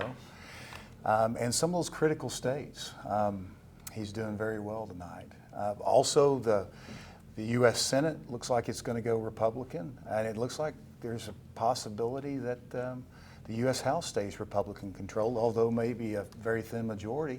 It's possible that the Republicans pull a trifecta tonight at the national level. No big surprises so far in Oklahoma in the House. I think there are definitely real contested races here in the Oklahoma City metro and Tulsa for both the House and the Senate, and we'll see how those shake out. But there's going to be supermajority numbers. 60th legislature here in Oklahoma, both House and Senate will be still big, 80%, 75% supermajority. So, but there's also been some interesting nuances tonight. So, very early, I noticed here in Oklahoma City, some of these races that we watch in our chamber, we had roughly statewide, the House Republicans on the early vote, we had 6 incumbents down. Yeah. So you had two in the Lawton area start out down, and 4 here in Oklahoma City. I think most of those are making a comeback, but it's not over till it's over. Can I ask you, there's a state question that passed tonight, got your name on it, dealing with citizens only voting. Right. And I think I've asked both of you this question before, but it looks like it's passing. Was it really necessary? Oh, absolutely. You codify and put these things in your Constitution. It makes a big difference. And most surprising thing about that to me tonight is there's 19% of Oklahomans that don't believe that you need to be a U.S. citizen to vote in Oklahoma. I don't know if they didn't understand the question. We didn't write it clearly enough. But I don't know. Maybe Jason Dunnington can give us a little bit of insight on that 19%. I've already labeled the state question as making elections great again. So I think I pulled that out a couple of weeks ago on Your Vote Counts. So yeah. Well, Echols, I know you predicted 80%. You're actually a little low on that. I know it was a little low, which is kind of surprising. Yeah. With that. You know, Mr. Speaker, it's been a pleasure. You and I came in together, got to serve together all 12 years, and going to go out together. Got to be your floor leader for those 12 years. What's it like? I mean, leaving the steady hand the state of Oklahoma's been under. What's it like? This feeling as you go out this last election day. Tell me a little bit about what you're thinking, what you're feeling. Well, John, I haven't moved everything out of my office yet, but I've made 2 big loads of stuff back home. I've got enough in the office still to show that I work there and I'm doing something for the people of the state. But for me, the last few weeks, it's truly been as surreal as coming into the house and going out. But I think it's surreal because we've worked hard to have a peaceful transition of power. We want continuity in the House of Representatives and in the state legislature. I think both Republicans and Democrats, quite honestly, in the House. And we spent a lot of time this last year ensuring that, and we're just, we're almost there. But, the best thing about leaving, I can't think of a better time in state history to be termed out. I mean,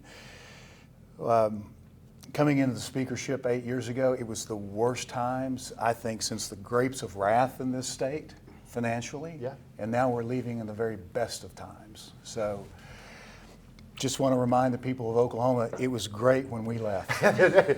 we went from about $100 in the savings account to arguing over whether or not we have $4 billion in savings, $8 billion in savings. Is it 5? Is it 9? Whatever. Is this when I get to say I was there too? Yeah. Is that part of the? Absolutely. One of the questions I've asked for a few of the folks that have been on, and I'm going to ask you because I know have 2 fine young men. I would have called them, kids a while ago, but having gotten to know both of them, they have become fine young men. What's the message that you give to Oklahomans that, see a lot of the national politic and it's kind of outrageous and it's loud and people are afraid? What's the message that you give, to your boys?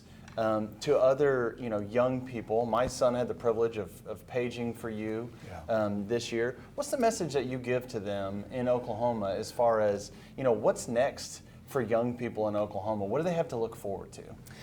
Well, thank you for the question, Representative. When my children were little, we really focused on, my wife, being in public service, you all know this, but your spouse is mom and dad when you're away, and you really want to shelter them. But now my kids they're adults.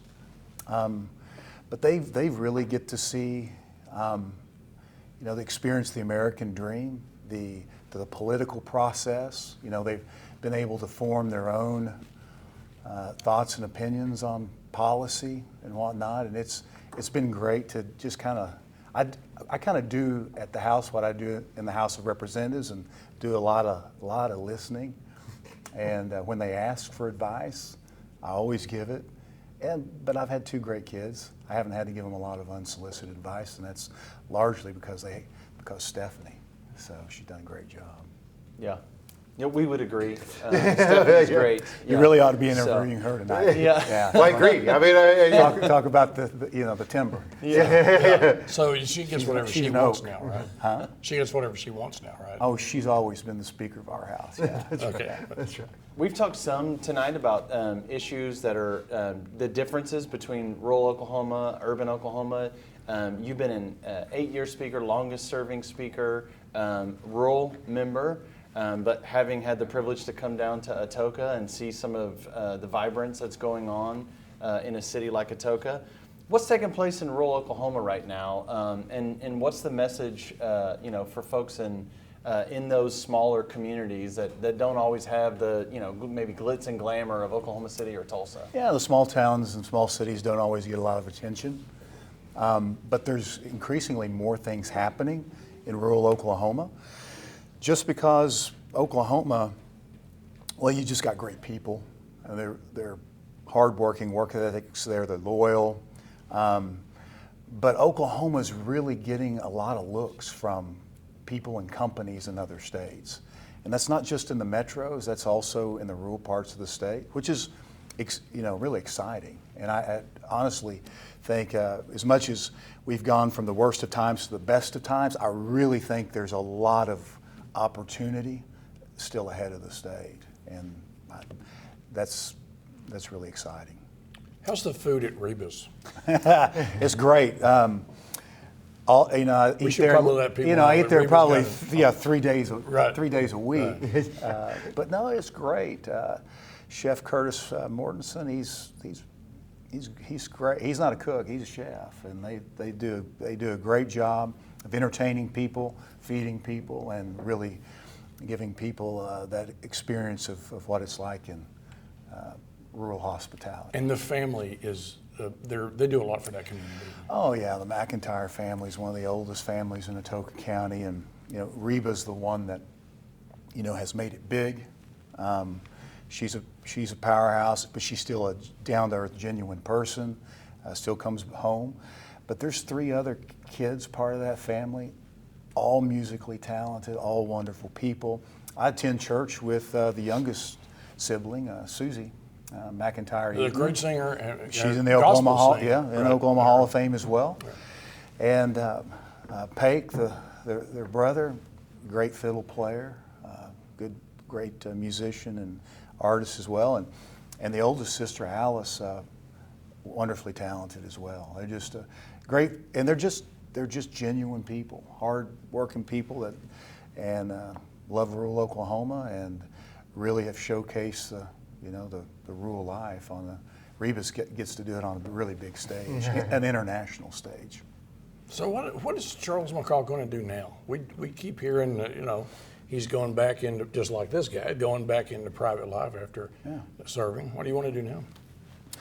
I think term limits are good, and I'm going to go back into private sector, our family's business, which means I'll get to eat at Reba's more often. I'll get to go to the soda shop more often, and be around my family more. They really have sacrificed the last 12 years. Your district, you're not in your home county that much as a rural legislature when you're first elected, but you're very much in your district, but in those areas you don't live. But when you become the speaker, you don't get to be in your district. And I'm very, very thankful to all the people in House District 22 for the patience and support that they've given me as being Speaker of the House. A lot of times speakers and elected officials can find themselves in trouble back home with their constituents the more that the job requires you to be here in the capital city. You know what, and obviously I'm biased because it was the same time we were there, but you've been able to do a lot of great things as Speaker. You passed historic tax cuts, moved from literally a couple $100 to billions of dollars, literally billions of dollars in savings, historic investment in education, school choice.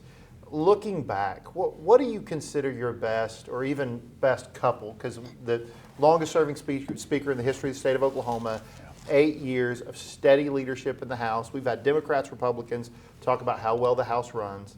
Looking back on that time, what do you consider your most significant or maybe one or two things that you've been able to accomplish as Speaker?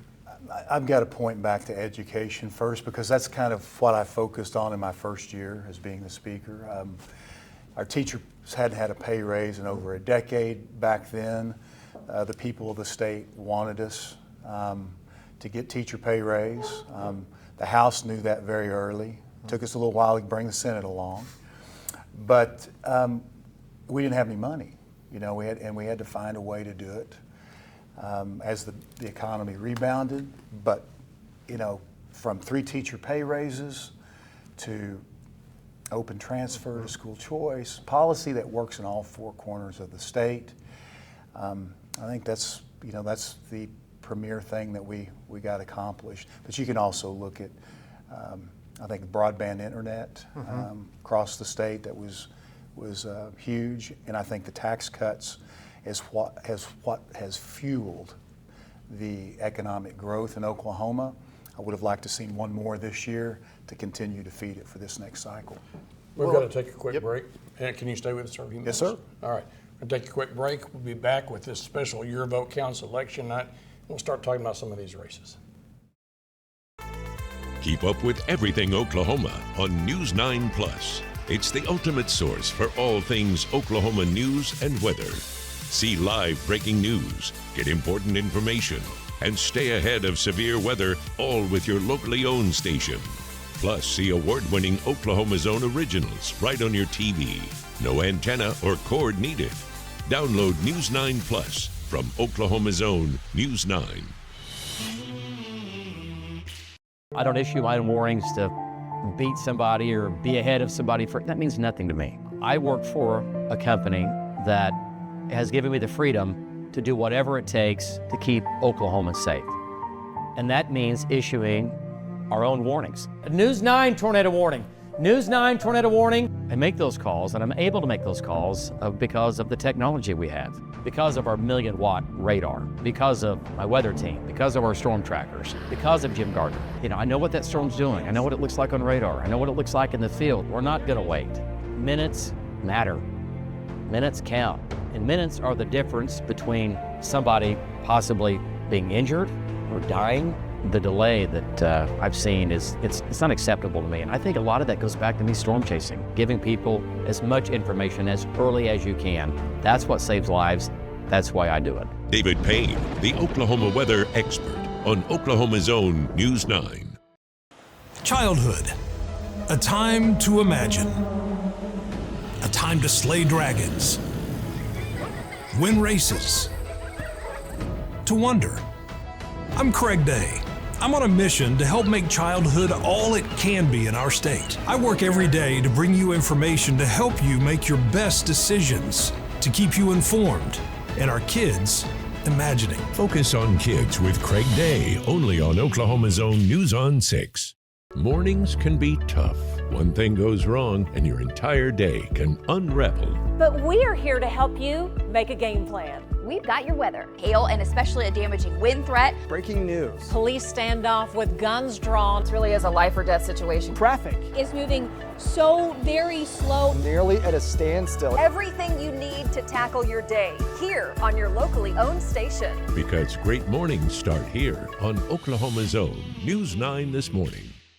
On a big storm night, we call those priority 1. All hands on deck. This is a tornado. We start planning 24, 48 hours in advance. Debris hitting us. Travis is going to be leading. You need to be taking cover. Alan Crow looking at individual storms. Stay away from the western walls and windows. Station's going to be driving the radar. Centermost part of your home, lowest level. Aaron Reeves runs our storm trackers. Stephen Narrens, he's kind of looking at the bigger picture. And Megan Gold pushing out a lot of social media. And then you take our storm trackers, led by Vaughn Castor. Definitely don't get out. Power lines down right in front of me. We got debris all over the interstate. 100-mile-an-hour wind. It's a whole team that's constantly in sync. I've got the right people surrounding me. The best technology and the best team working to keep you safe. They're all coming together to give us the best information possible because we think information is the key. The locally owned station invests more in you. You got to get to a safe place right now. Travis Meyer, Station Knight, and Alan Crone, the Oklahoma weather experts. Only on Oklahoma's own News on 6. Keep up with everything Oklahoma on News on 6 Plus. It's the ultimate source for all things Oklahoma news and weather. See live breaking news, get important information, and stay ahead of severe weather, all with your locally owned station. Plus, see award-winning Oklahoma's own originals right on your TV. No antenna or cord needed. Download News on 6 Plus from Oklahoma's own News on 6. Welcome back. We have our special guest as we're closing with the Big Timber as we go all the way to 10 o'clock is when we're ending, and we'll be heading for television. But Mr. Speaker, thanks for being here. Oh, it's a pleasure. You bet. Let me ask you, when are you what is your official last day as legislators? The 19th is our last day. At midnight on the 20th, our terms are expired and the 59th legislature is dissolved. Let's talk about the 60th for a minute. What do you think? Well, I think they've got the 60th. First thing that they'll do right after these elections is they'll begin their caucusing. They'll come in and have to take their oath of office by the 20th, and then they'll start preparing for Organizational Day, which is the first Tuesday after the first Monday in January. Which that is truly when the House organizes. Will adopt its House rules for the next 2 years, will officially seat the 45th Speaker of the Oklahoma House of Representatives and the Speaker pro tem of the Oklahoma House of Representatives, as well as a few other items that day. But from that day forward, they are an organized legislature and they can actually have full constitutional authority. What are you two going to be doing, by the way, on that day? You're going to be like reminiscing, get together, and talk about the old days? We're actually going to go out together. Yeah. We got a plan. I think we are planning to ceremonially exit the building on the 19th, out the south gate of the building, and then they're going to close the big doors and forever say goodbye to us. So I think John's got a really good saying about the legislature. John, can anybody force you to ever run for the legislature I've said it all again. There is no one that can force me to run for the Oklahoma legislature again. I tell them after 12 years I have been paroled. And listen, it was a great honor. It was a lot of fun. Getting to meet you, getting to do it together that was part of it and part of that experience. But being done is that's a good feeling too. 12 years is a long time. Proud we got to give back to the state of Oklahoma, but it's time for the next generation to take their swing. You guys sure are smiling about this. Hey, you guys want to take us through some of the races? I'd love to get Speaker's opinion. I asked a couple of the other members that were on earlier, Representative Pfeiffer, Representative Hill. Both served with Representative Nichols, as have you been Representative Nichols' speaker. Looks like Representative Nichols is now going to be the new mayor of Tulsa. And I'd just love to get any thoughts that you have on Representative Nichols in his time in the House, and then any advice that you have for him as he takes this new role as the new mayor of Tulsa. It's exciting for him.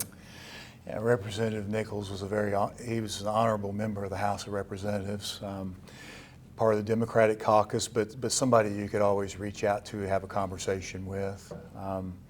He kept things pretty light as well, but he demonstrated a lot of great leadership characteristics in the House of Representatives while representing his district.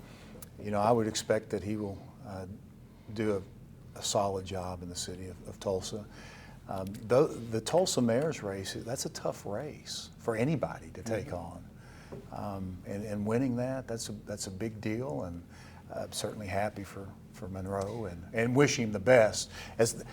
I've been a mayor I was before. going to say, I should have added the municipal part that you started as a mayor before you came into the House. I tell you what, it's probably better to go from the House to mayor than mayor to the House. I found it very, the most baggage I had to deal with running for State House Representative was for being a mayor. Yeah. When you're the mayor of a city, that's the most personal Yeah. representation. I mean, people know where you live, they know where to find you, and the decisions you make at the local level are very, very personal. Yeah, we talk a lot about the politics closest to you. Yeah. And everyone wants to focus on a night like tonight, like the presidential race. But the politics closest to you, especially for our viewers in Tulsa, is the new mayor of Tulsa. I mean, those are the politics that are going to really matter on issues that are very local to them, and you know that as a former mayor for sure. So, One of the great things about Oklahoma, people want to work together here, but our electorate, our constituencies, they expect results out of their state and local elected officials, and that's really the tough part of public service. It's not just these elections are tough, and if you've never been through a campaign, nobody can really explain what it's like. You just have to experience it. Yeah. But congratulations to Monroe Nichols winning this deal. But I think it's like any of these other offices that we've experienced. The real work will start tomorrow. Yeah. Well, we had another big Oklahoma County race that I think has already been called. If not, it's certainly trending that way. Tommy Johnson for Oklahoma County Sheriff, who I know you know Tommy Johnson at 81%. He appears to be pulling ahead. Looks like he's going to pull it out, and that's just another huge one. A big win for Republicans in Oklahoma County. Some of that is the strength of Sheriff Johnson. I mean, admittedly, that he's just a good sheriff, done a good job. Absolutely. When you're running as an incumbent, we like to say, you get a report card every so often. In the House, it's every 2 years. That's a big number. If that turns out to be 57-43, that's a big win. And just given the political dynamics of Oklahoma County. Well, especially tonight, it looks like Oklahoma County still, I haven't seen the latest results. I don't know if we have those for our viewers, but for Oklahoma County earlier, it was the Harris campaign. Vice President Harris was still by a tenth of a point in Oklahoma County. So those are voters that are voting for a president or a Vice President Harris and for incumbent Republican Sheriff Tommy Johnson. So yes. Even stronger results. And that same group, he's outperforming the top of the ticket by 9 points. Right. So that says a lot about what he's done, and we have that there for the presidential race in Oklahoma, which is about what we expected, about a 2-1. Right. Yeah. All right, I've got to go make a hit on News on 6, and stay with us, and we'll be right back. On a big storm night, we call those priority 1. All hands on deck. This is a tornado. We start planning 24, 48 hours in advance. Debris hitting us. Travis is going to be leading. You need to be taking cover. Alan Crone looking at individual storms. Stay away from the western walls and windows. Stacy's going to be driving the radar. Centermost part of your home, lowest level. Aaron Reeves runs our storm trackers. Stephen Darren's, he's kind of looking at the bigger picture. And Megan Gold pushing out a lot of social media. And then you take our storm trackers, led by Vaughn Castor. Definitely don't get out. Power lines down right in front of me. We got debris all over the interstate. 100-mile-an-hour wind. It's a whole team that's constantly in sync. I've got the right people surrounding me. The best technology and the best team working to keep you safe. They're all coming together to give us the best information possible because we think information is the key. The locally owned station invests more in you. We got to get to a safe place right now. Travis Meyer, Station Knight, and Alan Crone, the Oklahoma weather experts, only on Oklahoma's own News on 6. Keep up with everything Oklahoma on News on 6 Plus. It's the ultimate source for all things Oklahoma news and weather. See live breaking news, get important information, and stay ahead of severe weather, all with your locally owned station. Plus, see award-winning Oklahoma's own originals right on your TV. No antenna or cord needed. Download News on 6 Plus from Oklahoma's own News on 6. Childhood. A time to imagine. A time to slay dragons.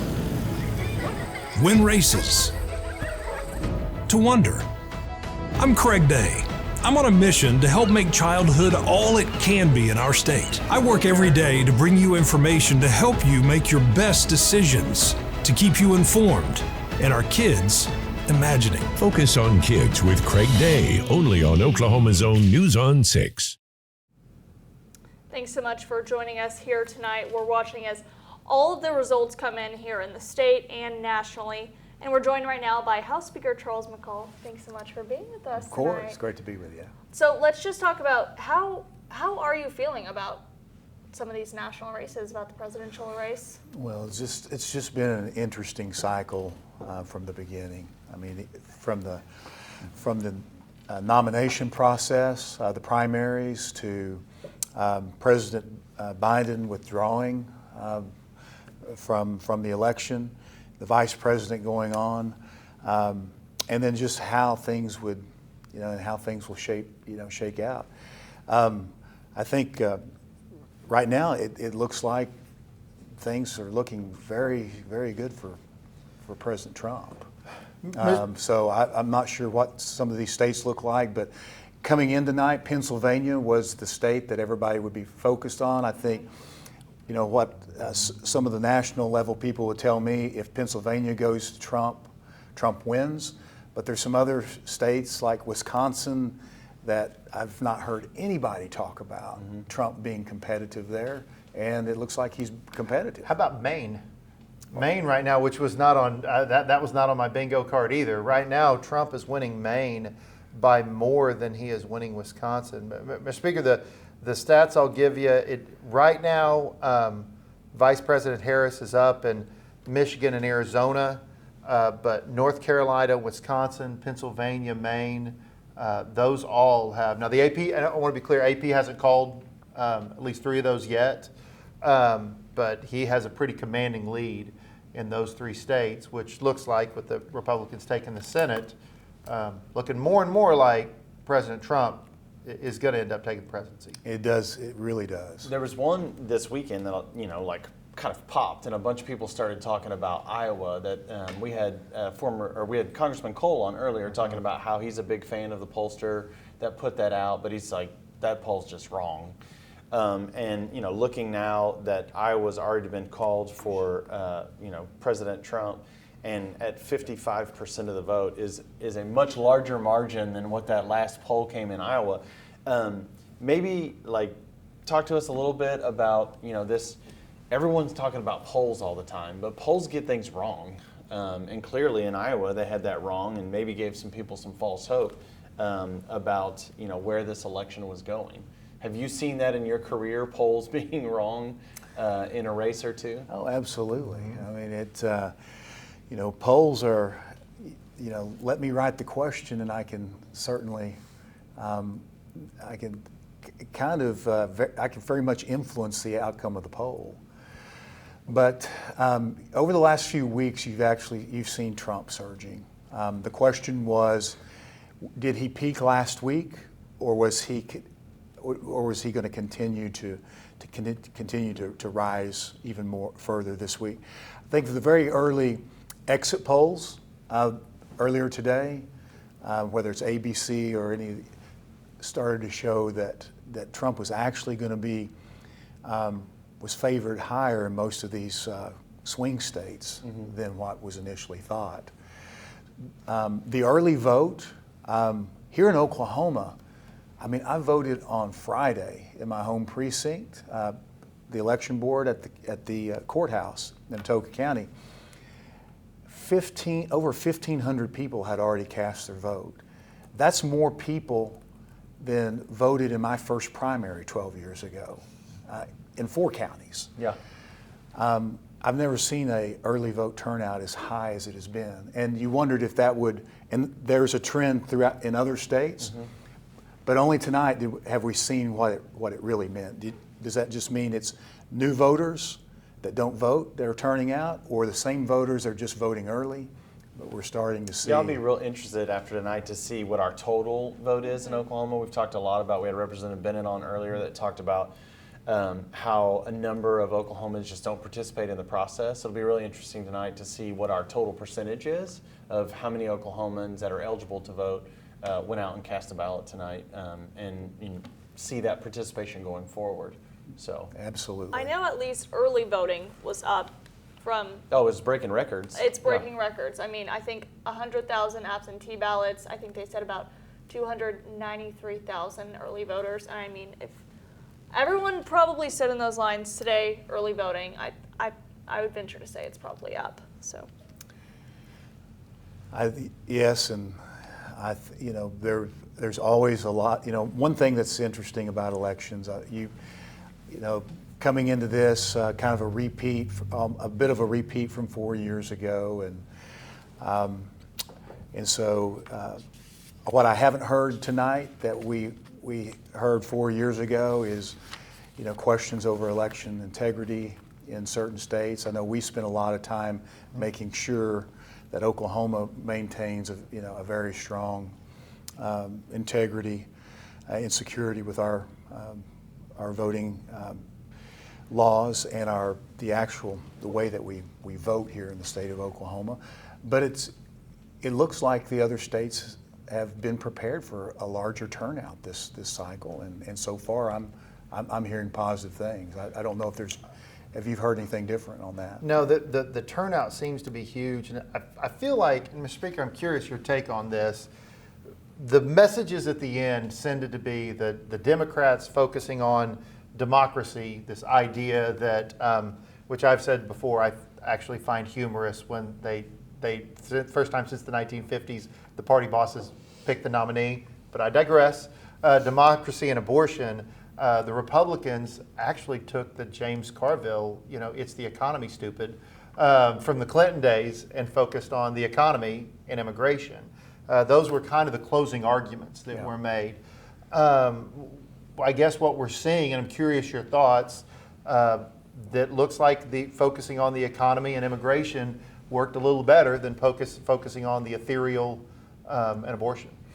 Yeah, for all of the rhetoric that's out there and messaging in campaigns, I really think it was a very simple message out there for Donald Trump, and that is it's akin to what Reagan did in his second run for president, his successful one. The question you just ask is, were you better off when I was president those 4 years than you have been the last 4? That I haven't, and I do think that's probably what people are answering tonight. Sometimes I feel like, and I talk about it, we in government, we think we're smarter than the voters. I certainly don't. I know you don't. Jason didn't. But sometimes it comes across that way. And I felt like also some of their messaging didn't make sense when they would say things like, well, inflation is gone. Well, yeah, the rate of increase was gone, but it was hard to tell a mom who was shopping for 3 kids that she wasn't paying more for grocery stores. Yeah. They were kind of nitpicking that question, where at the same time, as opposed to saying, man, things are a lot more expensive and that's awful, here's how we're going to fix it. Right. On that messaging, what have you seen effective, not effective on the national and taking it down to the state level? Well, it boils down, all this messaging boils down to, one principle in politics: if you're explaining, you're losing. And I am not going to go back to my district because it's not true, and I would never tell somebody in my district, inflation isn't that bad. Yes, it's crushing right now. Mm-hmm. We've not seen inflation at a higher rate than now in the last 40 years. We've worked a lot at the state level to try to relieve some of that, but there's not been any deflation yet. I mean, prices are still high. It'll be tough moving forward. But inflation is definitely what, affects people at the kitchen table every night. Yeah. And I think it's the biggest element of this presidential election, quite honestly. And there's strategies to try to, overcome that, but it's, I don't know how you do it. One of the things you did as speaker, in Oklahoma, we blessed, cursed. I think we're blessed, but it depends on perspective. with a Republican governor, Republican Senate, Republican House, and I talk on the show a lot about we're graded pass-fail. It's not about did the House do it, but Senate didn't. We did it or we didn't. Right. You accomplished big things as Speaker. You took that and did big things. If we are blessed with a federal government, again, blessed from my perspective, perspectives can be different, with a Republican House, Republican Senate, Republican President, do you think the pressure will be on to accomplish big things on the federal level, or we could see a change in the midterms? Absolutely, the pressure's on. If the people of this country put a Republican president in the White House and Republican majorities in both legislative chambers, they have to be ready to produce. It's very much like what we deal with here in Oklahoma. We have Republican supermajorities in this state. We have no one to blame when session's over if nothing gets done. I mean, we just don't. That is the curse of the majority. You have to get things done. And if they are blessed, it's very rare for that to happen in modern times. But when you have to produce, or the people will quickly make a change. So speaking of produce, I'm going to bring it back to a local thing. We've talked a little bit off air here. Tonight, for the first time, we have seen campaigns get involved in judicial retention votes. And I'm looking at some of the most current results. There's about 1% left reporting on this, and it looks like if these results hold, it looks like 2 of the Supreme Court justices will be retained, and 1 of them will not. You have any feelings about some of the campaigning on the retention ballot, and a lot has been said about it, but you have any feelings about that particular tonight? And what we see with these, there they are, we see with these results? Well, you have, so I think it's a little bit more of a broader issue than just this election tonight. I think what people in the state are waking up to is they've imposed term limits on the legislature since the early 90s, late 80s. The executive branch is term limited 8 years, legislature 12 years total. The only branch of government that in Oklahoma that does not have a term limit is the judicial and the high courts, and they're appointed. And I think there are groups that are bringing this, to the forefront of people's minds. And regardless of what happens tonight, I think this is an issue that moves on into next year, into the 60th legislature. Yeah. Haley, it looks like we may need to head to a break. Let's go ahead and take a quick break. Speaker McCall, thank you so much for giving us your insight on all of this. We'll be back in just a few minutes here. I don't issue my own warnings to beat somebody or be ahead of somebody. That means nothing to me. I work for a company that has given me the freedom to do whatever it takes to keep Oklahoma safe. And that means issuing our own warnings. News 9 tornado warning. News 9 tornado warning. I make those calls, and I'm able to make those calls because of the technology we have, because of our 1,000,000-watt radar, because of my weather team, because of our storm trackers, because of Jim Gardner. I know what that storm's doing. I know what it looks like on radar. I know what it looks like in the field. We're not going to wait. Minutes matter. Minutes count. And minutes are the difference between somebody possibly being injured or dying. The delay that I've seen it's unacceptable to me. And I think a lot of that goes back to me storm chasing, giving people as much information as early as you can. That's what saves lives. That's why I do it. David Payne, the Oklahoma weather expert on Oklahoma's own News 9. Keep up with everything Oklahoma on News 9 Plus. It's the ultimate source for all things Oklahoma news and weather. See live breaking news, get important information, and stay ahead of severe weather, all with your locally owned station. Plus, see award-winning Oklahoma's own originals right on your TV.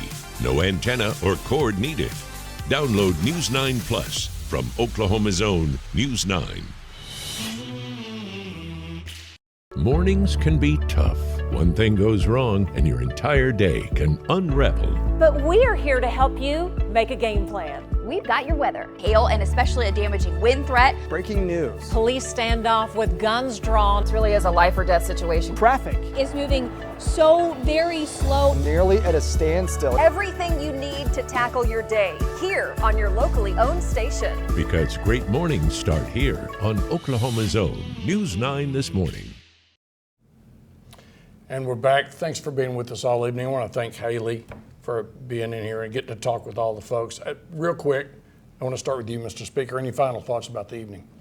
Well, it looks like from the state questions, people are serious about only U.S. citizens voting in this state, and they think taxes at the local level are just too high right now.